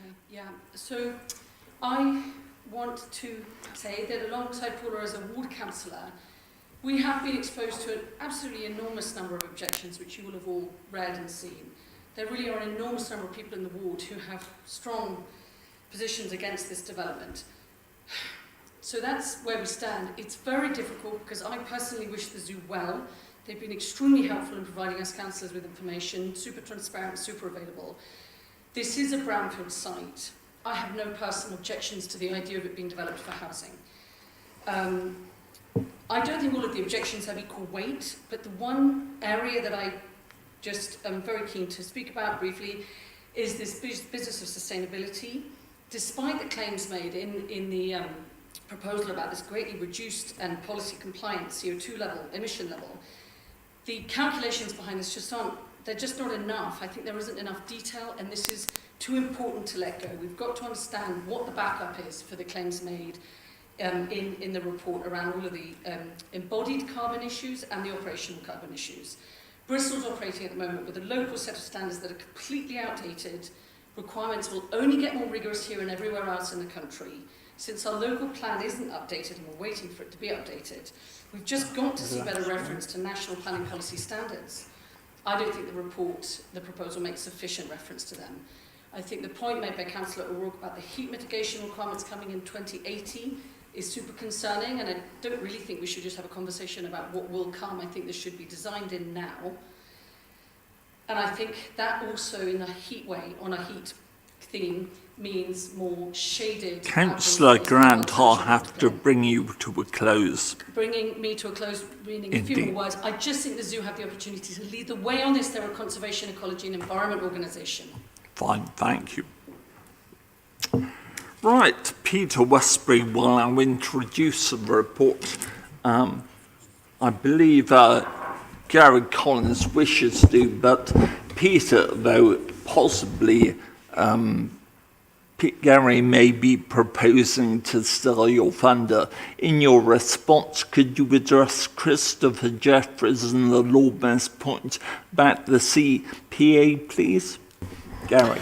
Yes, thank you, Chair. I just wanted to introduce this one with a bit of procedural update, because we're in the unusual circumstance here, and that the application will be familiar to a lot of the committee, because the committee, of course, considered the original application back in September last year and had resolved to grant permission for the development. The decision was issued, and then within the 6-week JR window following the issuing of that decision, we received a pre-action protocol letter proposing a legal challenge to that decision. We took legal advice on that, and we were advised that actually the challenge was likely to succeed, mainly due to the fact that I think in our assessment of the proposals, we'd underplayed the significance of heritage assets in the area and hadn't produced a convincing argument of the public benefits that would outweigh that harm. So as a result of that, we requested that the High Court quash the decision, and so that's what happened. So what's happened since then is that we've completely reconsidered the proposals. The proposals have changed as well. They're set out in the report. I think Peter may go into those as well. So we've reassessed the application. We've reconsulted on the application as well, including with Historic England, because again, one of the criticisms of the original report was that we'd underplayed, misrepresented the Historic England position on the proposal. So that's been clarified, and they've revisited their comments on this, bearing in mind the changes made to the proposals. So quite often we're here to say, oh, remember what happened before, what happened before. Here I'm asking the committee to do something quite difficult, really, which is to really disregard your previous assessment of the proposals. You know, to be legally watertight in this stage, really, the committee needs to reassess the proposals based upon the report that's now been provided to you, which goes into much more detail about the heritage assets that would be affected, the degree of impact on them, the public interest issues that, in our opinion, mean that they outweigh the harm as well, and the overall planning balance as well. So just a bit of procedural advice up front on that, Chair. So I'll hand over to Peter now to talk you through the application. Thank you, Chair. Just in response very quickly to the Conservation Area panel, that yes, they do strongly object to the application proposal. In terms of sustainability, the application has been assessed against adopted sustainability policies, which is what officers in development management are required to do. I will welcome, when it comes, updated sustainability policies which will enable me to assess it with greater rigour in accordance with up-to-date standards, but they're not there yet. So I have to assess it on the basis of what is before me in terms of development management, development plan policy. So this is an application for 62 dwellings with associated parking and new vehicular access, associated infrastructure and landscaping on the former West car park on College Road in the Clifton conservation area. That's the application site. You'll be very familiar with the zoo, I'm sure, so I won't spend too much time showing you aerial photos of it. We'll just kind of move on, conscious of time as well. Existing site layout, it is a car park. I went yesterday and it's still being used as the main zoo car park site is kind of decommissioned.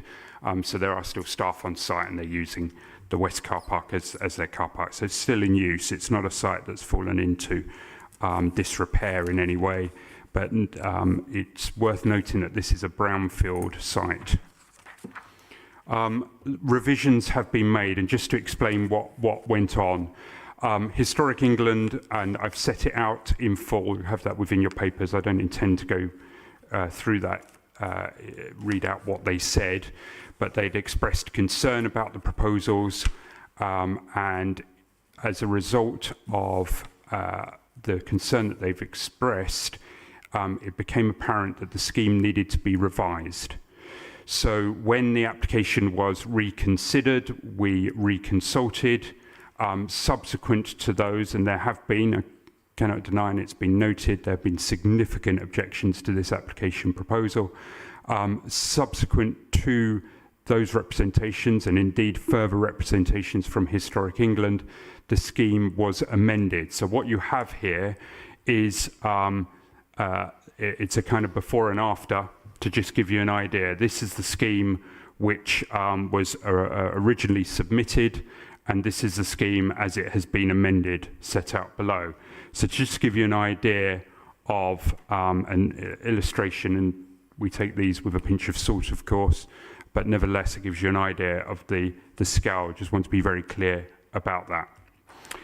Some of the revisions, and they're set out in the report, but just to give you an idea, tweaks have been made to window hierarchy, the articulation for the bay windows, for the cornice parapet and the horizontal banding of the scheme. The key change, though, is here in terms of recesses being added to kind of break up the scale of this proposed Block A on the front facing College Road. This is the proposed site layout, just to give you an idea. There are mews houses to the rear, two different types. This is type B and type A. Just to give you an idea, the proposed, but sorry, forgive me, that's Block B as well there. This is the elevation for Block B. I'm conscious I've only got about a minute left. The mews house for type A and also the mews house for type B, which is to the rear of the site. So that's B there and that's A there. So just to be clear, this is a brownfield site. It's in a sustainable location. It's an appropriate site in principle for further housing development, which is much needed for the city. The proposal is for 62 dwellings, and it will include 13 affordable homes. There are contributions in addition to tree planting on site for additional tree planting. Detailed consideration has been given to the concerns of Historic England, and they now have stated that they do not object to the proposal, so it complies with development plan policies. So subject to the imposition of relevant conditions and successful completion of a legal agreement, your officers recommend that planning permission is granted. Thank you, Chair. Thank you, Peter. Questions? B.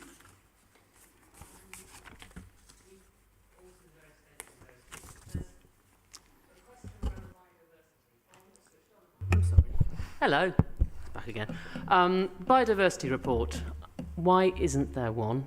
And also, there's another question about how, according to national policy, they should be able to demonstrate a net biodiversity gain, which can't be done without some kind of baseline and metric. So why aren't those two reports there? Thank you. Thank you, Chair. The application was, there is no legislation in planning. There's the Environment Act, which requires biodiversity net gain, but that has not been carried through yet to planning legislation. So that's the first thing to say. The application was submitted in April of 2021. The MPPF came after that, which requires biodiversity net gain, so it predates the MPPF. That's the second thing to say. The application was assessed. We have an ecological report on this, which is a requirement of the MPPF.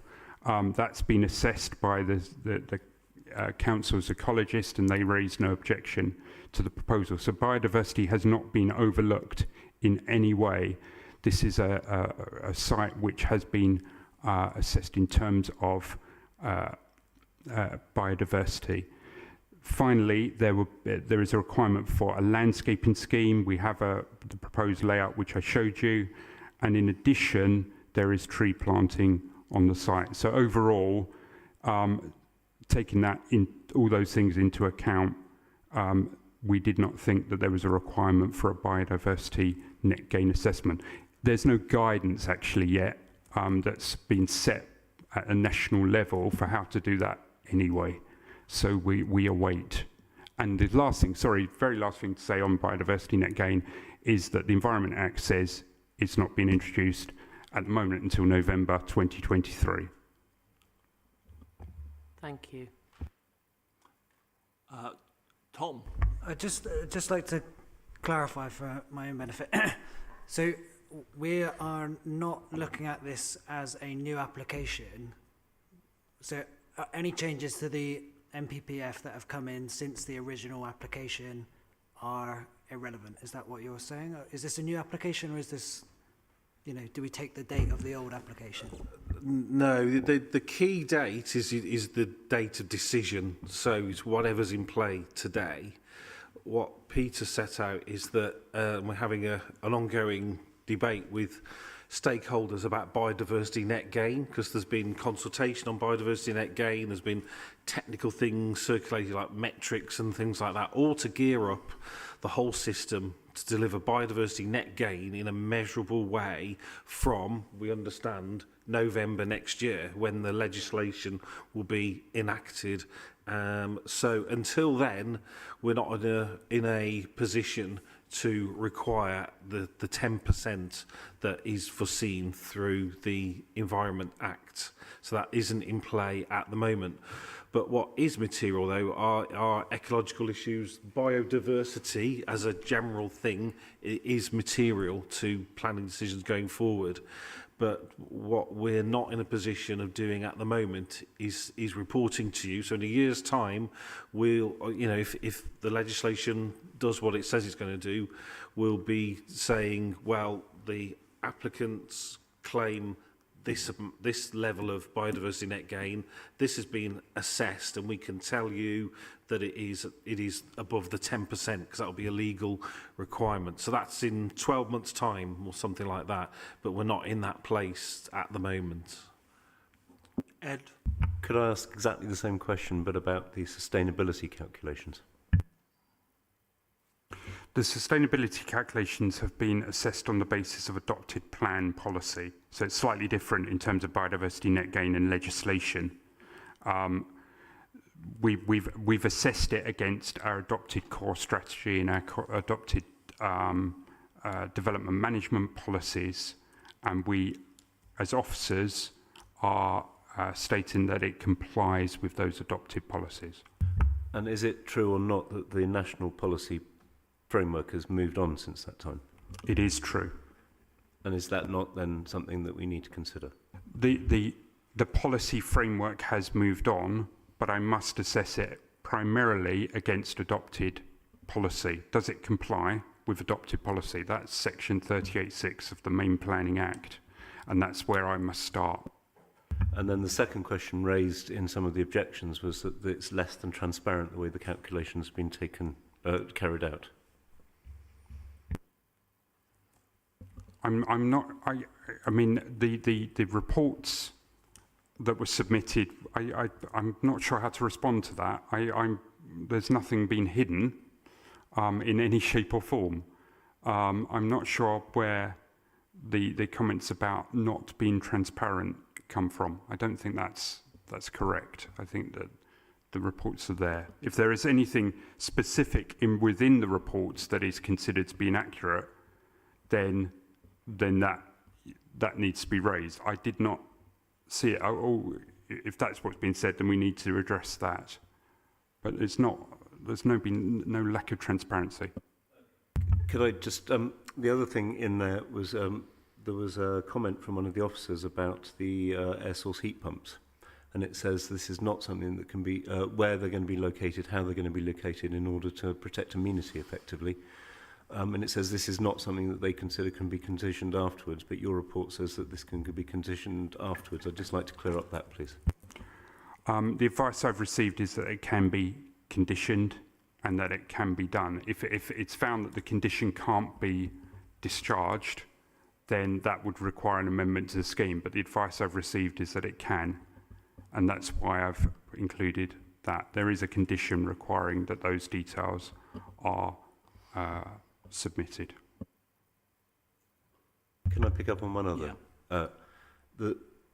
The other sort of commentary, I mean, I note that Historic England have by and large said this is less than significant, but the concern is that we haven't yet received an application for the main site, and as such, could this level of massing and height then become a new benchmark and a new precedent for the principles of the new site. And I know you're going to say, Gary, that we've got to consider every application on its own merits, but I am concerned that there's a massive site just next to this, and I think it's fair that, given it's the same landowner and the same occupier and the same people proposing this, I think it would be fair that they might want to show us how this interacts with their new proposals coming forward.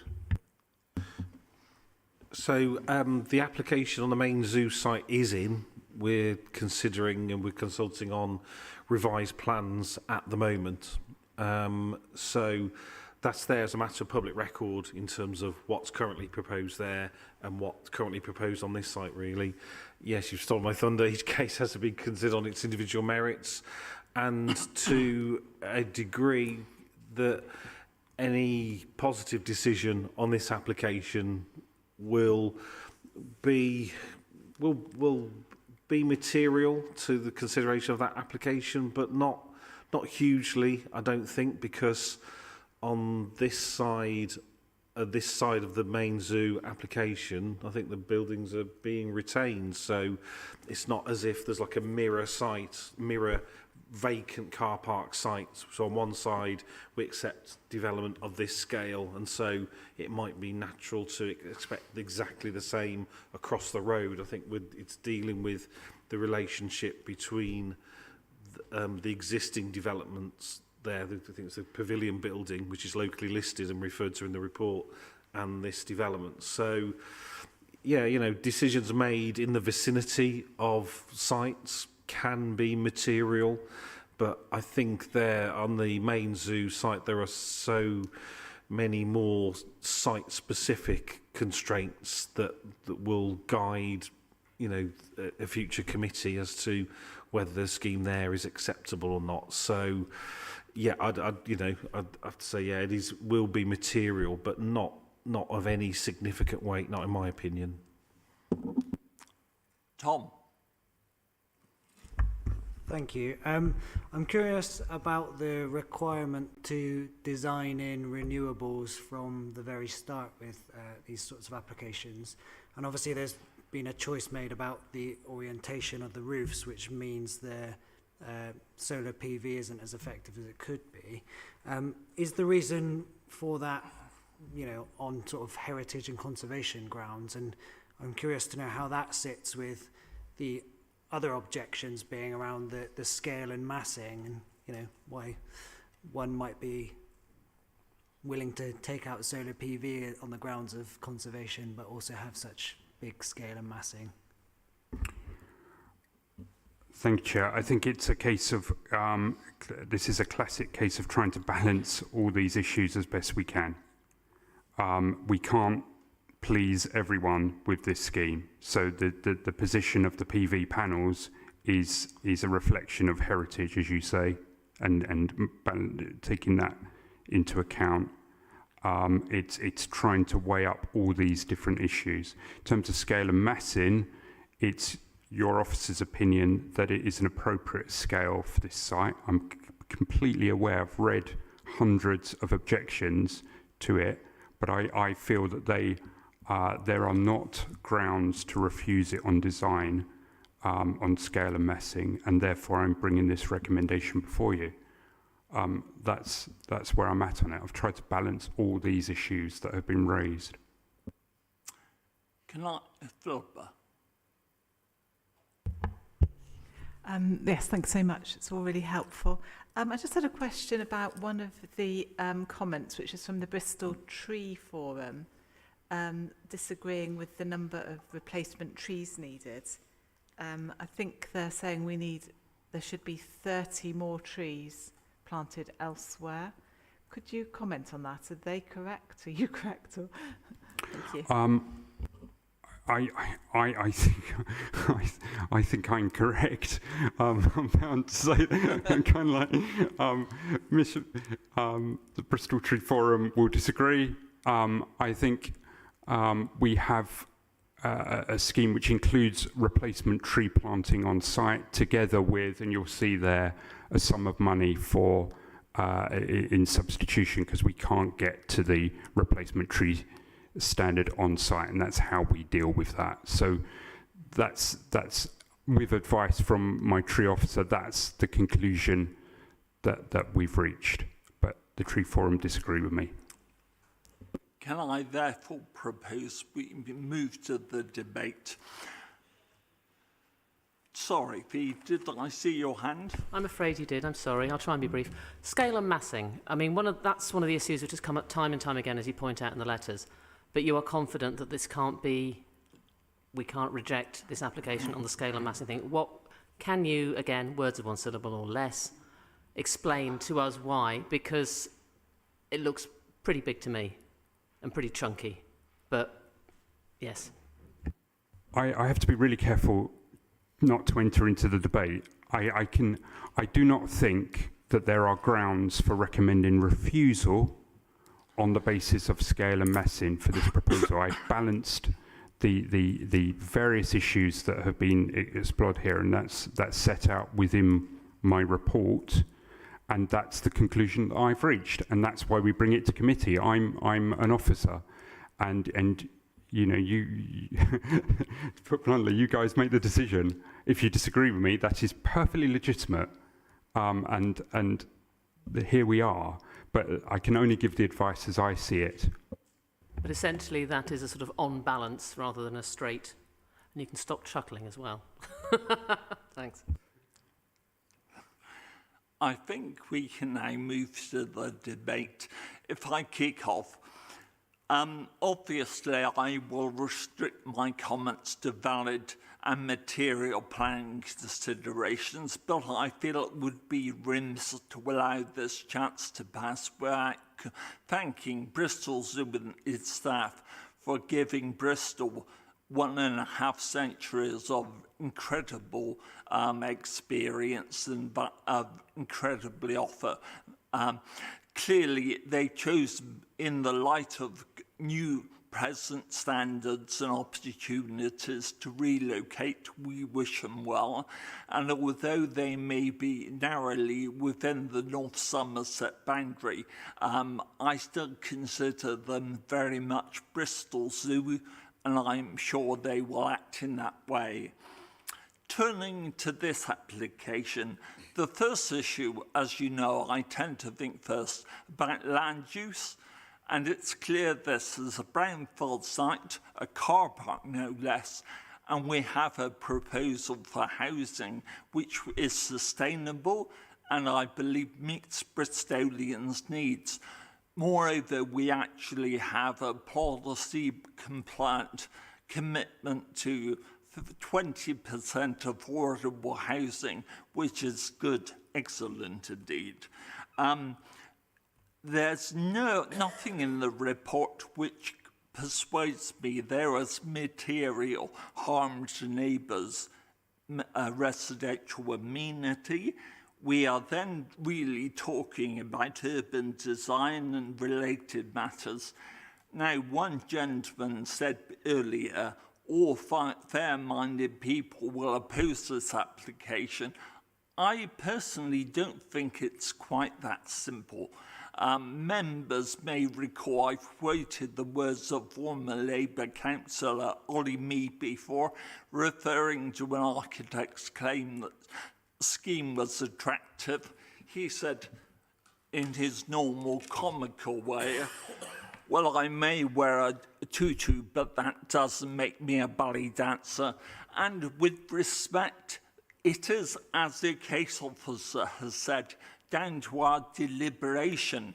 Personally, I believe this is a scheme, a proposal which benefited greatly since the architects have gone back and sought to enhance the scheme.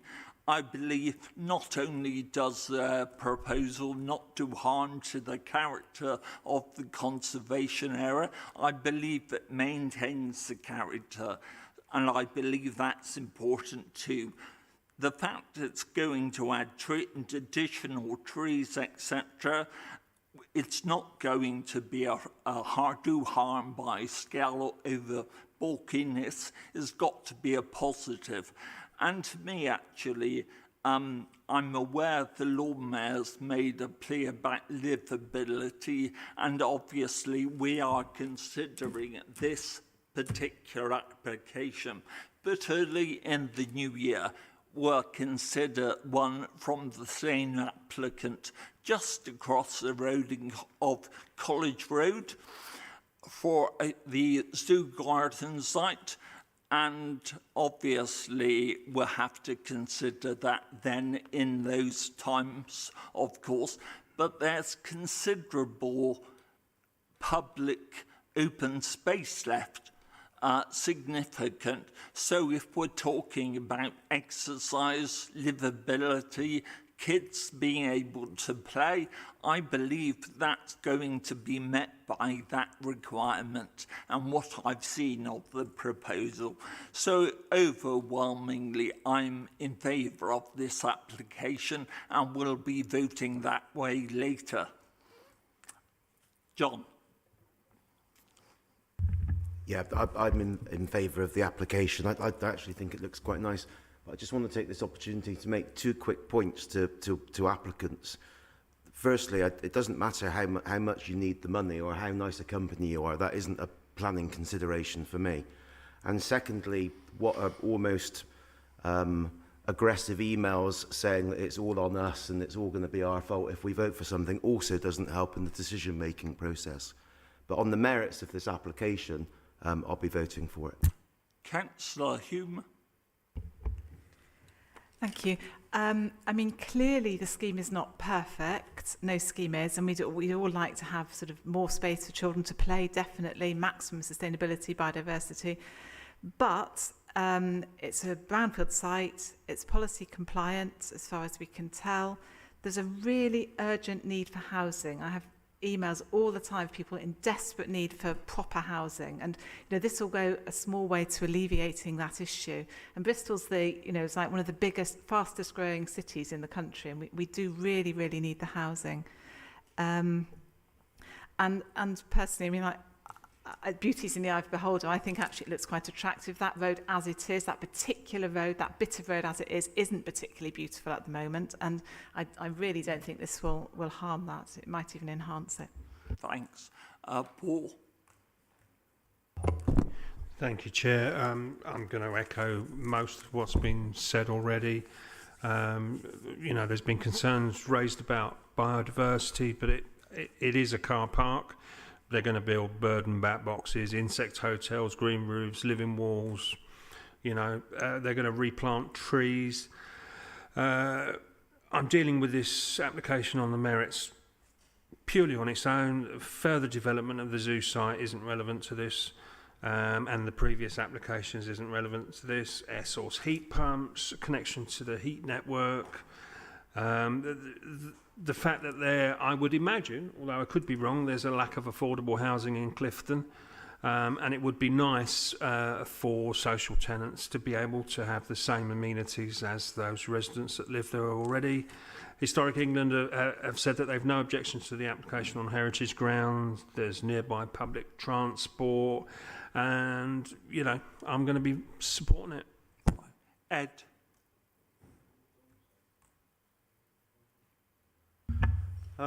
I've been a visitor to the zoo when my children were young for many years, and they all enjoyed it, and they took away the conservation messages that the zoo very rightly promotes.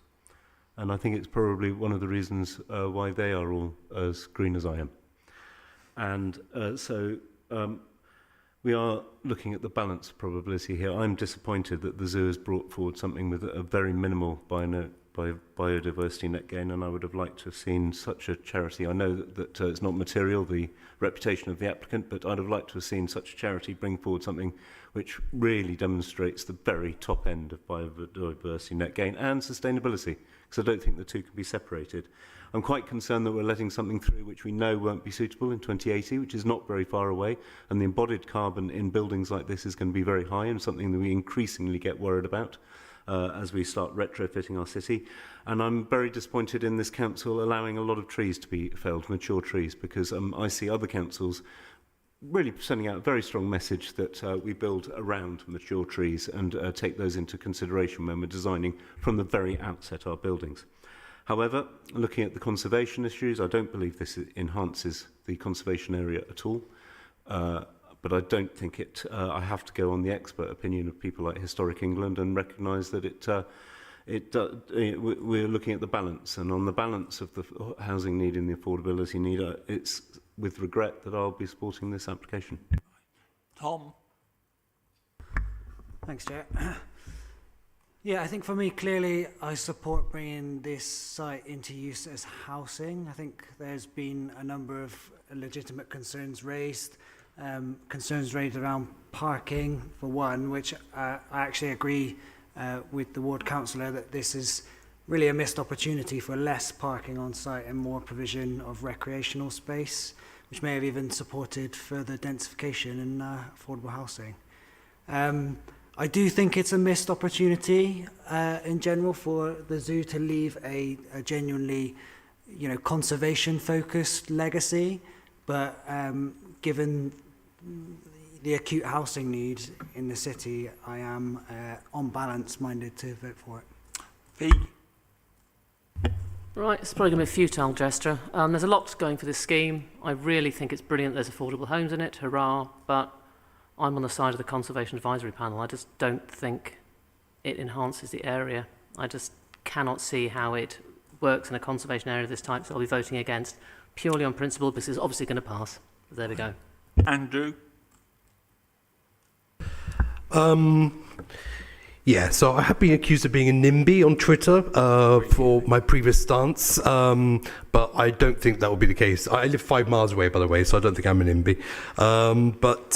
Yeah, I'm pleased that Bristol Zoo have made some revisions to previous iterations of the scheme. I didn't like some of the earlier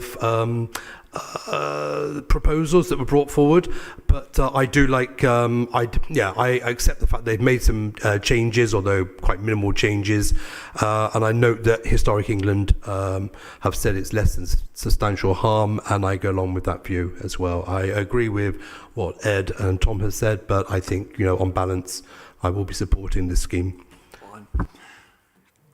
Can I therefore move to the name vote? Firstly, I'll formally move the offers a recommendation to approve subject to conditions. Can I have a seconder? Thank you, Paul. Name vote, John? Ed? Tom? Fee? Philippa? Paul? Andrew? And I'll vote for. So that's overwhelmingly passed. Thanks.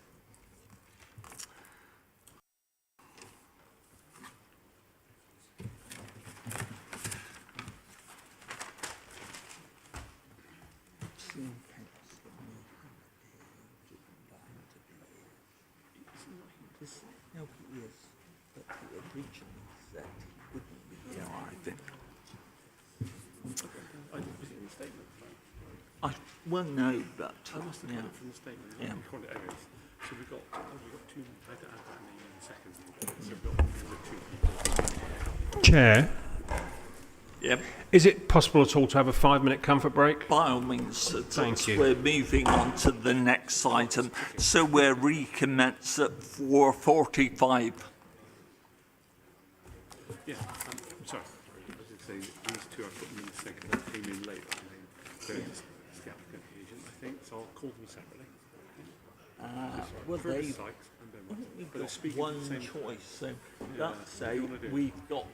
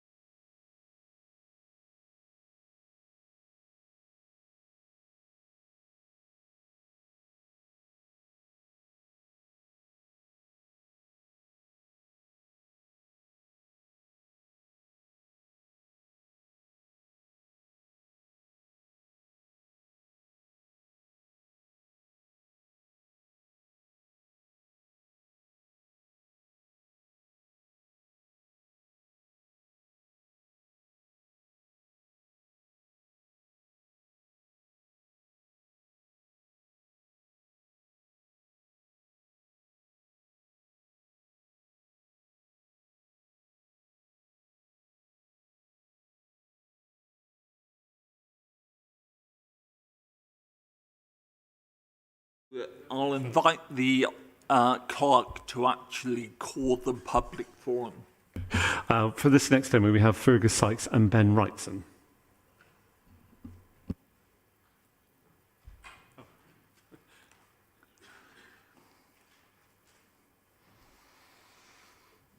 Thank you, councillors. This application would make efficient use of a vacant brownfield site in a highly sustainable location within the Temple Quarter Enterprise Zone. The site is allocated as a mixed-use regeneration area. Furthermore, relevant policy identifies this location as an area that is suitable for new student housing. As such, the principle of development is acceptable, and the proposal would make an important contribution towards the council's housing targets. The development will result in a significant number of social, economic and environmental benefits. The scheme provides high-quality amenity space for future occupiers through a combination of a private roof terrace, courtyard and internal lounges and social spaces. A range of energy-efficient measures would be included, and the scheme has been designed so that it is ready to connect to the city's district heating network. The scheme has evolved over time following input from various parties, resulting in a high-quality proposal that would respect the nearby heritage assets. It is therefore hoped that you will support the application. Thank you. Thank you. I think that's Ben. Yes, best let him speak. Yeah. Good afternoon. Watkin Jones is an experienced developer and manager of student accommodation. We've completed 5 projects in the city to date, with the most recent at Wilder Street being awarded the 2022 Bristol Civic Society Design Award. We've worked closely with your officers and other key stakeholders, such as the University, Historic England and the local community. As a result, we've made a number of amendments to the scheme during this 2-year period to date. The proposals include significant highway improvements to Gas Lane, Freestone Road and the Dings Tunnel, which will benefit other St Philip's regeneration sites, including the university's new campus proposals. We'll also provide a brand new pedestrian route between Gas Lane and Freestone Road, as envisaged by your spatial framework. As other sites to the east come forward, this route will undoubtedly improve. We've provided the Environment Agency information in full and promptly throughout the discussions to date, and the recent request for additional information and clarifications has been actioned, and following a meeting this morning with the EA, our advisors are confident that the technical matters have been successfully resolved and can be resolved through planning conditions. Our proposal offers an immediately deliverable solution to kickstart regeneration here, and we intend to get on site within 6 months, and we would therefore be delighted if you can lend your support this afternoon. Thank you. Thank you. All right, yeah. Councillor Yassin Mohammed, please.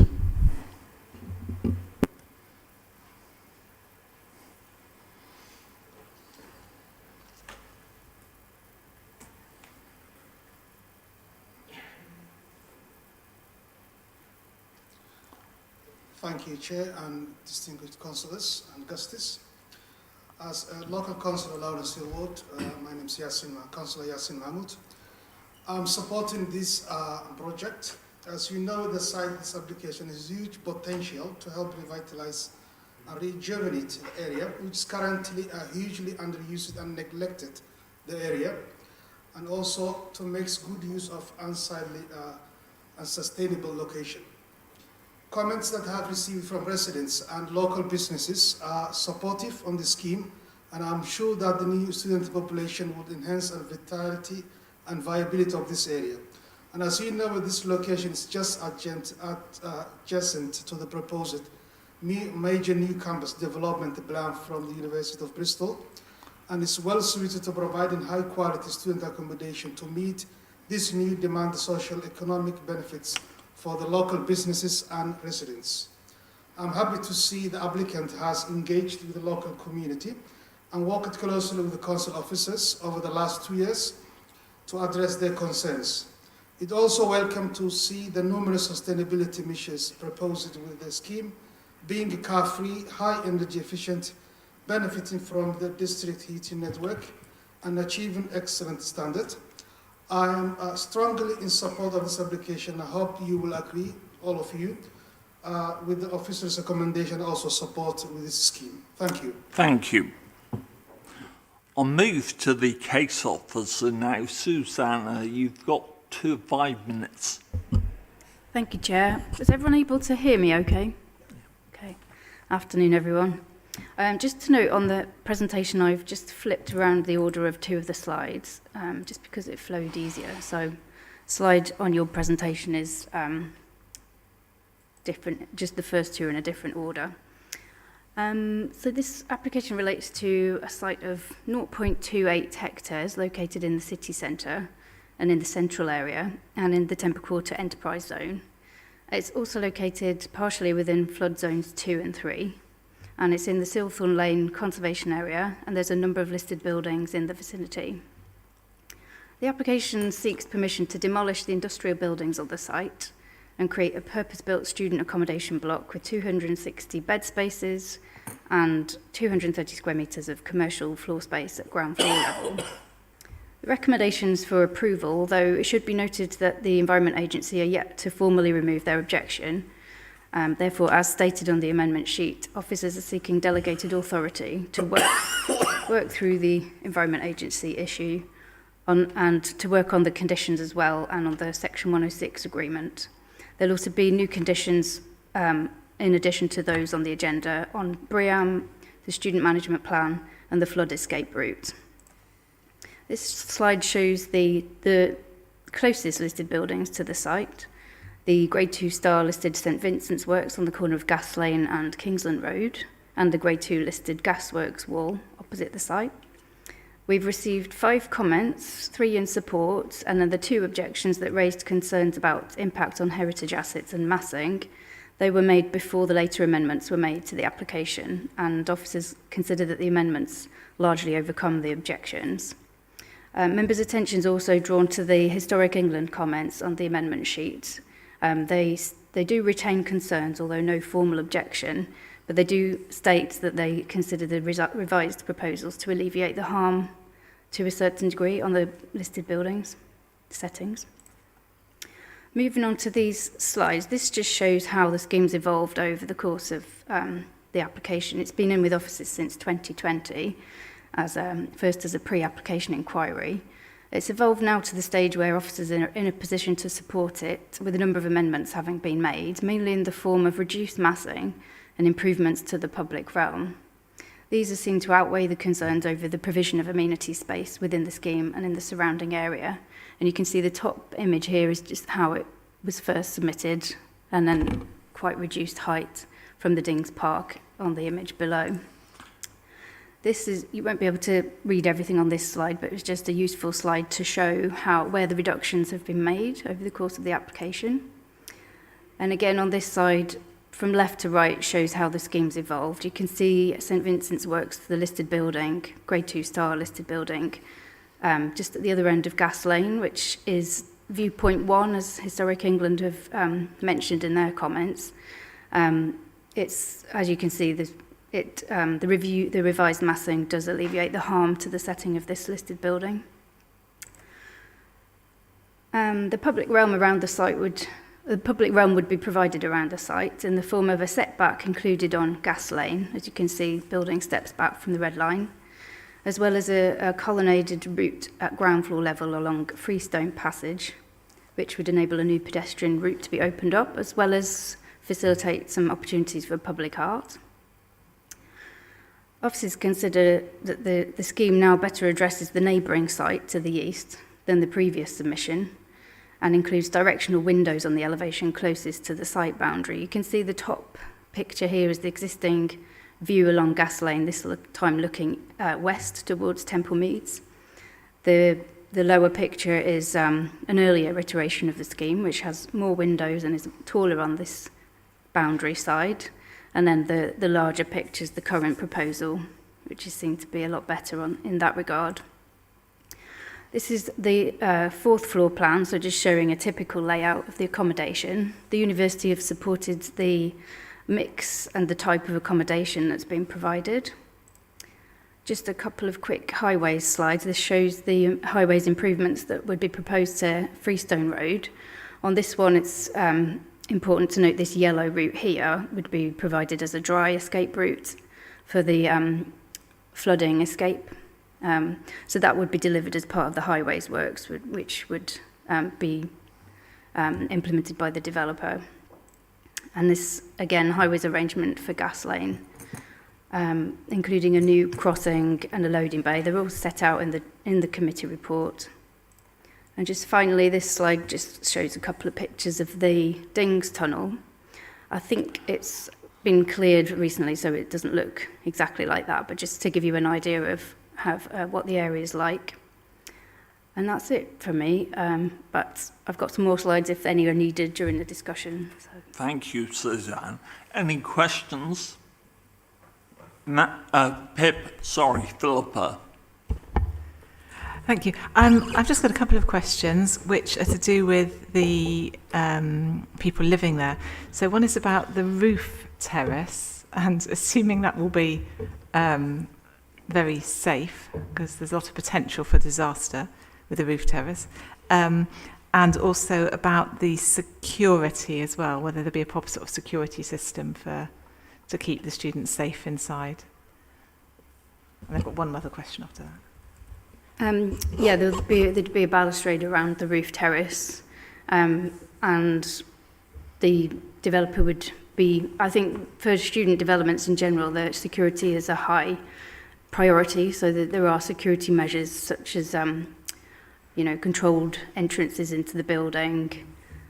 So all of those would, I mean, it's not something that we can secure through this planning decision, although we have got a condition that's proposed about CCTV that's around the site, but in terms of actual security within the scheme, that's normally embedded in the scheme, and this scheme is proposed by a student housing developer, so I understand that it's a high priority. Tom, sorry. So just one other question, which is, I assume they're ensuite rooms because there are no bathrooms, is that correct? Some of them are cluster flats, which is, in fact, yeah, they have all got ensuite bathrooms. So some of them have got shared facilities in terms of kitchens and communal areas, but then there are, I think it's 41 are self-contained studio flats, and yes, they all are. Yeah. But the individual clusters, presumably there's a little shower room in each room, presumably then. Yeah, there is. Yeah. And then the other thing is, some of the kitchens look very small if 10 people are going to be cooking in them. They're like sort of twice as big as one student room, which seems very small for 10 people to cook in. I mean, I guess this is something that's, I don't know. Yeah, Bristol City Council doesn't have any standards for the size of accommodation for student accommodation. I know the university has their own standards, but we aren't able to assess the size of the rooms in the accommodation. Tom? My question, I've got a couple. My first one is around master planning, and there's an objection in the report based on there not being a master plan that this site's included in. So is there a master plan for this area under development, and if so, how does it fit into it? And then the second question is around affordability. Obviously, we have a policy requirement for affordable homes. Is there any similar policy around making any percentage of these student flats affordable rent? Or? So to answer the question about the master plan, there isn't a master plan for this area, no. There was one being explored at one point, but that's not happening. I don't know if Gary wants to say a bit more about that. And just in terms of affordable housing, we haven't got any policies that requires affordable housing to be secured on student development. I know it's being looked at in the next version of the local plan, but I don't think that's actually proposed. But in any event, we can't secure that through decisions on student accommodation. Ed? Did you want to say something?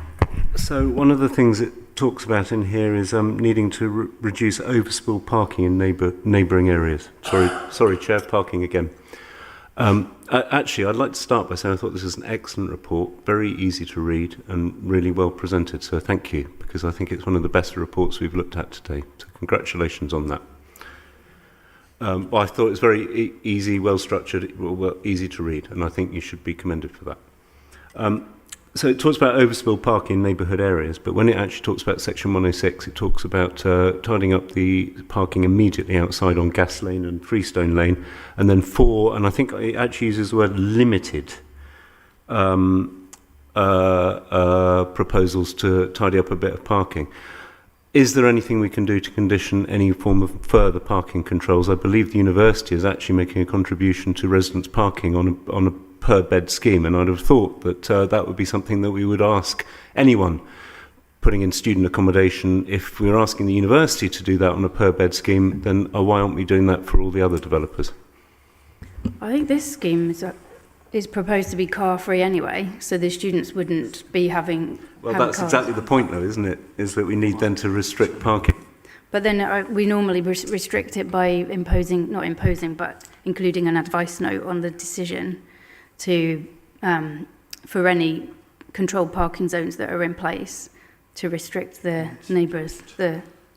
So my point is there aren't any. The university has accepted that it needs to control parking in this area. So why aren't we doing this on a per bed? Could I suggest Gary just responds to a few points? Yeah, so there's already a contribution that is being made by the university as a result of their permission for the main new campus, which is envisaged to create a parking zone of quite some area, actually. So that level of control's already been secured in planning.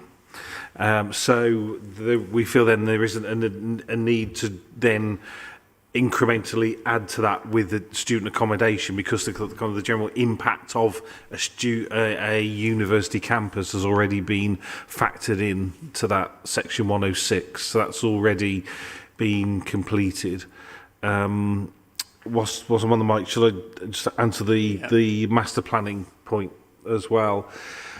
I mean, that point did come up about 2 or 3 years ago when the university were looking to expand the campus that they've already got permission for, and we were seeing a whole host of other uses like student accommodation come forward. Unfortunately, that window of opportunity went really because the council couldn't resource that. We'd done the enterprise zone spatial framework that's referred to in the report. 2 major changes since then. Obviously, there's not an arena in Temple Quarter, and the spatial framework didn't refer to a university campus. So quite a couple of big shifts in the nature of development foreseen there. But we were in a different place then in terms of being resourced to do a revision to the spatial framework. So we did have some discussions with the university about them leading a process, and I think they have to a degree led a process around that, but we don't have a replacement spatial framework in place. It sets out some key principles, but aside from that, individual case officers are then left with the difficult task of trying to kind of work out how a site should be developed in relation to other undeveloped sites as well, really. So it would have been very useful, but not essential, and it hasn't been essential to determine this application. Could I just add, Ed, about 2 weeks ago, I toured Temple Quarter with Yasim, actually, the ward councillor who's speaking in support of this application. And the officers made very clear that they felt this was work to do to come forward, or they realised that because resources hadn't been available, the next thing would be all this area to do a master plan for that. So I agree. I think it's work in progress and does need to be done. Tom? Just one more quick question relating to the lovely trees in slide 7, I think.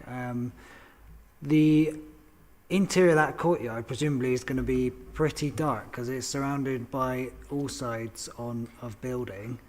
Is there like a landscaping plan or something like that as part of the proposal? We're securing one by condition. So yeah, we'd need to have a landscaping plan that could set out what kind of species could thrive in a shady area. So we'd be able to secure those details. Okay, so it confirms that it is going to be very dark in the courtyard, right? there's significant amenity space in this application, of course, and it may be the applicant works with the council over some proposals. Can we just move to the debate, please?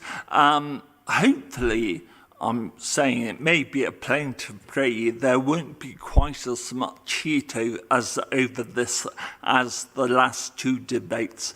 It does seem to me this is fairly straightforward. It's development proposal on a brownfield site, regeneration area. It's to meet specific accommodation needs for the new Temple Quarter campus, of course. So it's positive. I must say, again, like Philippa said, beauty is in the eye of the beholder, but frankly, for a fairly utilitarian need, I personally think the urban design, the quality of the surrounding spaces, the elevations, do bring back some of the industrial heritage locally. So I believe that's positive. And we've heard there are improvements to the highways infrastructure plan. So personally, I think this is a plan which commends our support. Andrew? Thank you, Chairman. Yes, I'd agree with that. I think it's interesting to see how the scheme has evolved over time as a result of consultation and feedback, and that's really commendable. And although it's far from perfect, I think the highways improvements and the new pedestrian route are to be welcomed. There's obviously a need for more purpose-built student accommodation in the area, bearing in mind the new university campus, and it will, of course, take pressure off the existing housing stock. In terms of design, I note that Historic England are inclined to support the revised proposals, so I am too. Thank you. Paul. Thanks, Chair. And once again, I found myself pretty much in concord with yourself. It's an area that possibly wouldn't support a general residential development, so I think it's nice for the student development with a courtyard and sort of shared areas. So yeah, I'm in favour of this. Tom? Thanks. Yeah, as Andrew said, it's not the most perfect application, I think that's partly down to the lack of master plan, and it's partly down to that interior courtyard being really shaded. But as has already been mentioned, with the university expanding as aggressively as it is, which is an entirely separate debate, there is an identified need for affordable student accommodation, and this will help to meet that. Ed? I think we're all broadly in agreement with this. I'd like to actually congratulate officers and thank the developers for making quite significant changes to the scheme, because I don't think I would have been able to support the original scheme, which was far too big, far too massive. Even now, it's quite massive, and there's a particular wall which is going to be quite dominant. But well done, and thank you to the developers for being amenable and thinking about the wider highways pictures. What does worry me is about access to outside and light. I think we desperately need a master plan for the whole of the Temple Quarter zone that actually has a decent-sized park somewhere in it, rather than shoehorning lots of tiny little bits of access, overshadowed access, so that people can get some access to the outside. We've seen in the pandemic how important that is, and I'm very, very worried that we're going to get a lot of very substandard little bits of green open space overshadowed in each package, rather than thinking about the Temple Quarter as a whole and having one really decent-sized park at the heart of it for future residents, 13,000 or something of them. So that's my concern. The other concern is light. There's not going to be much light in the courtyard, and the light levels rely on them keeping the floors clean and tidy, this is student accommodation. I doubt that's going to happen. I have to say, I do agree with you, Ed, about the absence of a master plan, but we can only consider the application before us, of course. That's what we're required to do by law. So could I therefore move the recommendation to grant? Do I have a seconder? Fee? Thanks. Can I do a name vote, John? Ed? Tom? Fee, Philippa, Paul, Andrew, and I'm for. Unanimously granted, thanks. I believe Councillor Hants to leave us. Our loss, but your gain, Fee.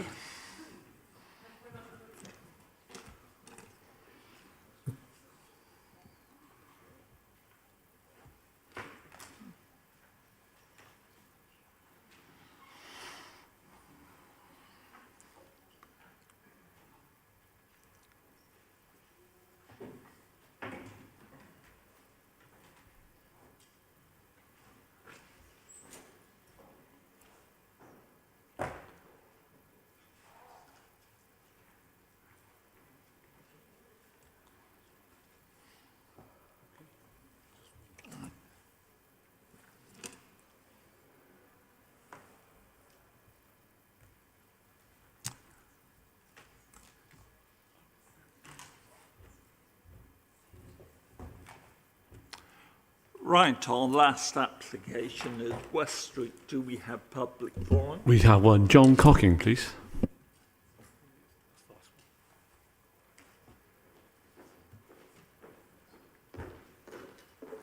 Good afternoon. I represent Rapidly as the planning agent for this application. I'd like to run through some of the key benefits that this development will deliver, which include a significant improvement to the public realm and street scene along West Street in terms of design and quality of built form, meeting significant student demand in the most appropriate manner, namely through a purpose-built and professionally managed development with an on-site staff presence rather than through unmanaged HMOs.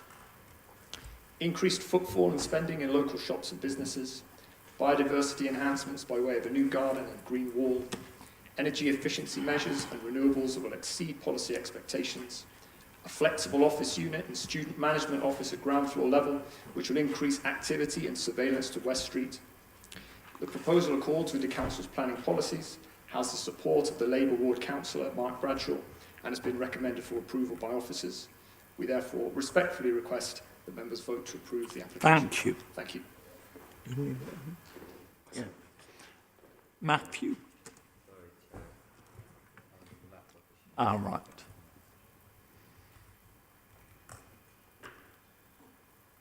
When you've sorted them, if you could introduce it in about 5 minutes.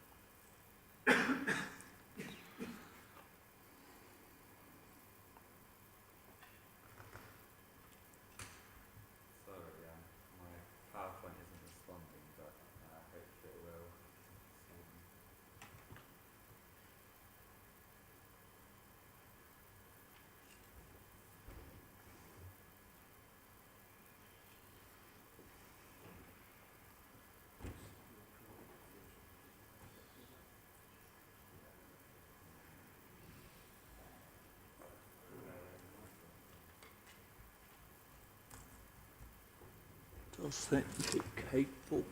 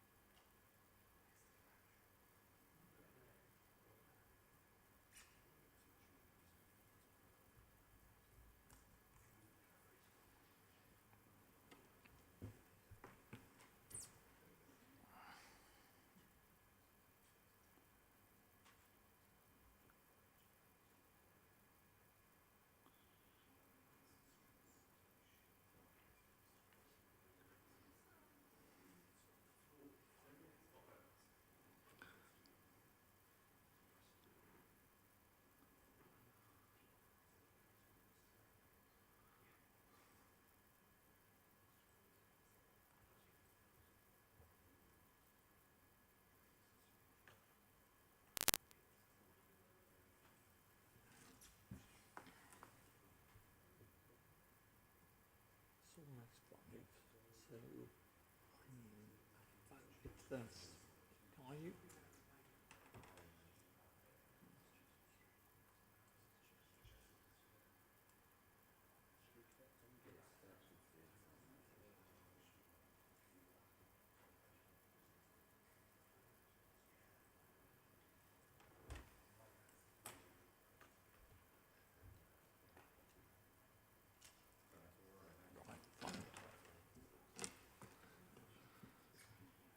Since I'm being remarkably tolerant and even liberal, dare I say, Matthew, I'm not going to deduct that time from your presentation time. Oh, you're welcome to. Yeah. Okay. Yes. Right, apologies for that. So the application before you concerns 155 to 165 West Street in Bedminster. The proposal includes demolition of all existing buildings on the site, which currently includes a vacant vehicle repair workshop and a vacant car showroom. The proposal will deliver 82 square metres of employment floor space to mitigate the loss of the existing employment floor space, and of course 19 studio flats, of which 12 are studio flats and 7 are cluster flats, providing a total of 49 student bed spaces. The application is referred by officers due to public interest. We understand members are particularly concerned and would like to better understand officers' recommendation in relation to the location of a development. This was also a concern of members of the public, albeit neighbours' principal concerns related to the capacity of existing highway network to absorb car parking associated with the development and the potential disturbance from students living nearby. Here's just an aerial of the site. To the north east, you've got Bartlett's Road and some residential gardens. West Street to the north, the South Bristol Christian Centre here, and Chapel Barton Flats here, which are accessed by this small road here. The site is within a 10-minute walk of both North Street and East Street, a 5-minute walk of Parsons Street railway station and a Metro bus stop, and around a minute walk from 2 well-served bus stops on West Street. The site forms previously developed land and is within an accessible location with good access to public transport, meaning there's a strong policy expectation to develop sites like these. Here's just a view of the existing site. The key policy for student development is policy DM2. It permits student accommodation outside of the city centre, provided it meets the policy's general criteria, which expects proposals to not contribute or create a harmful concentration of students or such uses in an area, including resulting in harm to neighbours and levels of on-street parking that cannot be reasonably accommodated. The development would not result in a harmful concentration of students in the locality, and nor would it remove existing family-sized homes. Rather, it would reduce pressure on family-sized homes in the area from, for example, conversion to HMOs, and also deliver needed student accommodation. 2 car parking spaces are proposed on the site, as well as a car club space within the locality. Transport Development Management has reviewed the submitted parking survey and consider that the surrounding streets would be able to accommodate car parking associated with this development. A travel plan has also been submitted to help reduce the demand for car parking, and Transport Development Management overall raises no objection in this regard. We've considered the proposal's impact on neighbours and find no harm. A management plan will also be secured by condition to further reduce the potential for disturbance to neighbours. As such, a general criteria for policy DM2 are met, meaning the development's location is acceptable and there's no sound policy basis to resist the application on these grounds. Here's the proposed ground and first floors. The development is arranged over 2 blocks, Block A and Block B. There's 2 parking spaces proposed here, one of which is wheelchair accessible. 2 wheelchair accessible flats are proposed within Block A also. Here's the second floor plan and the roof plan. The proposed elevation. So as you can see, the design and the scale of the development is largely in keeping with that seen on West Street. Overall, we consider that the proposal will enhance the character of the area when compared to the existing situation. Here's some further elevations. This is the rear elevation. This is the elevation you'll see from Churchlands Road. and this is a side elevation from within the site. So in summary, due to the Council's housing land supply, there's a presumption in favour of approving sustainable development unless the adverse impacts of doing so would significantly and demonstrably outweigh the benefits. In this case, there are no significant or demonstrable harms associated with approving this application, but there are a number of benefits to which significant weight should be attributed. These include the proposal's contributions to Bristol's housing supply, the provision of needed student accommodation, the redevelopment of a brownfield site, enhancement to the character of the area, the proposal's sustainability credentials, which includes air source heat pumps and PV panels, bettering policy expectation, a biodiversity net gain, and the delivery of improved employment space. As such, we're recommending approval subject to conditions and a Section 106 agreement for which delegated authority is requested. Thank you, Matthew. I'm going to be a bit naughty here, but I think I'm allowed that opportunity. I'm going to test the water of the committee, and it may actually, depending upon your response, shorten the period of this meeting. As you probably know, I'm probably the most bullish pro-development councillor serving on this committee. I'm also, as hopefully the last debate demonstrated, very positive about appropriate high-quality student accommodation, of course. What I'm not so convinced of, I have to accept in planning terms, the Cabinet said areas like Bedminster Green may be appropriate for some student accommodation, but I'm a bit sceptical about willy-nilly moving it further and further out from the campus location. In particular, I find it quite galling that developers, by calling it student accommodation, can avoid providing any affordable housing or paying Cllr, or actually, doing all the sorts of things we would expect, of course. So, frankly, I'm quite offended. And I think this is an opportunity. As Gary repeatedly says, no planning application presents a precedent. But there is an opportunity for us here to see whether we think it's appropriate, etc.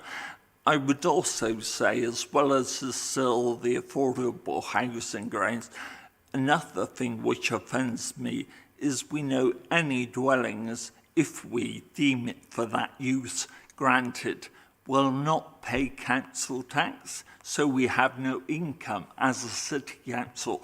So I'm not a naive idealist. I'm not into gesture politics.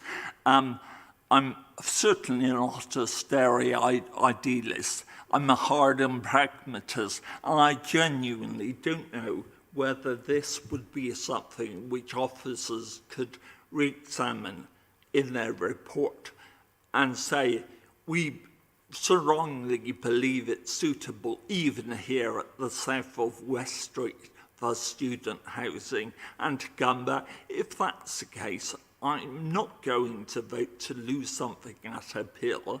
I might be minded to vote for it, but I do believe we have an opportunity here which could have implications elsewhere in the city. What do members think? John? Can I just add to that, in that one of the key things for me would be around the comment made that this adds to Bristol's housing stock, which I don't think it does, because this is about more students coming to Bristol. But the point around it freeing up HMOs, which I don't think will miraculously turn back into family homes again. I think they'll just be rented out to other people. So if there is some evidence that building student accommodation frees up family housing stock, bearing in mind this is predominantly a family area, that would be really useful to see in the report as well, so that I know, at least if we put something there, it is freeing up family homes. Paul? Again, agreeing with you, Chair, and I think this area, whereas the last application we looked at, I don't think that was particularly appropriate for general residential accommodation. I think this one really is. And as for it being suitable for student accommodation, I really don't think it is. So, yeah, I would be happy to support something along those lines. Is that the general majority view of members? If it is, can I formally propose we defer to the next meeting in December, where officers can give us a report which more focuses on the sorts of issues you mentioned? Can I move that? Can I have a second? Paul, thank you. Again, it's for, against, or abstain. John? Ed? Ted? Tom? Philippa? Paul? Andrew? And I'll vote for. So it's deferred until December. Thanks. So the advantage of that is that Mr. Collins will get away for his social event at 5:30. But of course, quite. And can I remind you, our next meeting is on the 21st of December at 6 p.m. I formally close the meeting.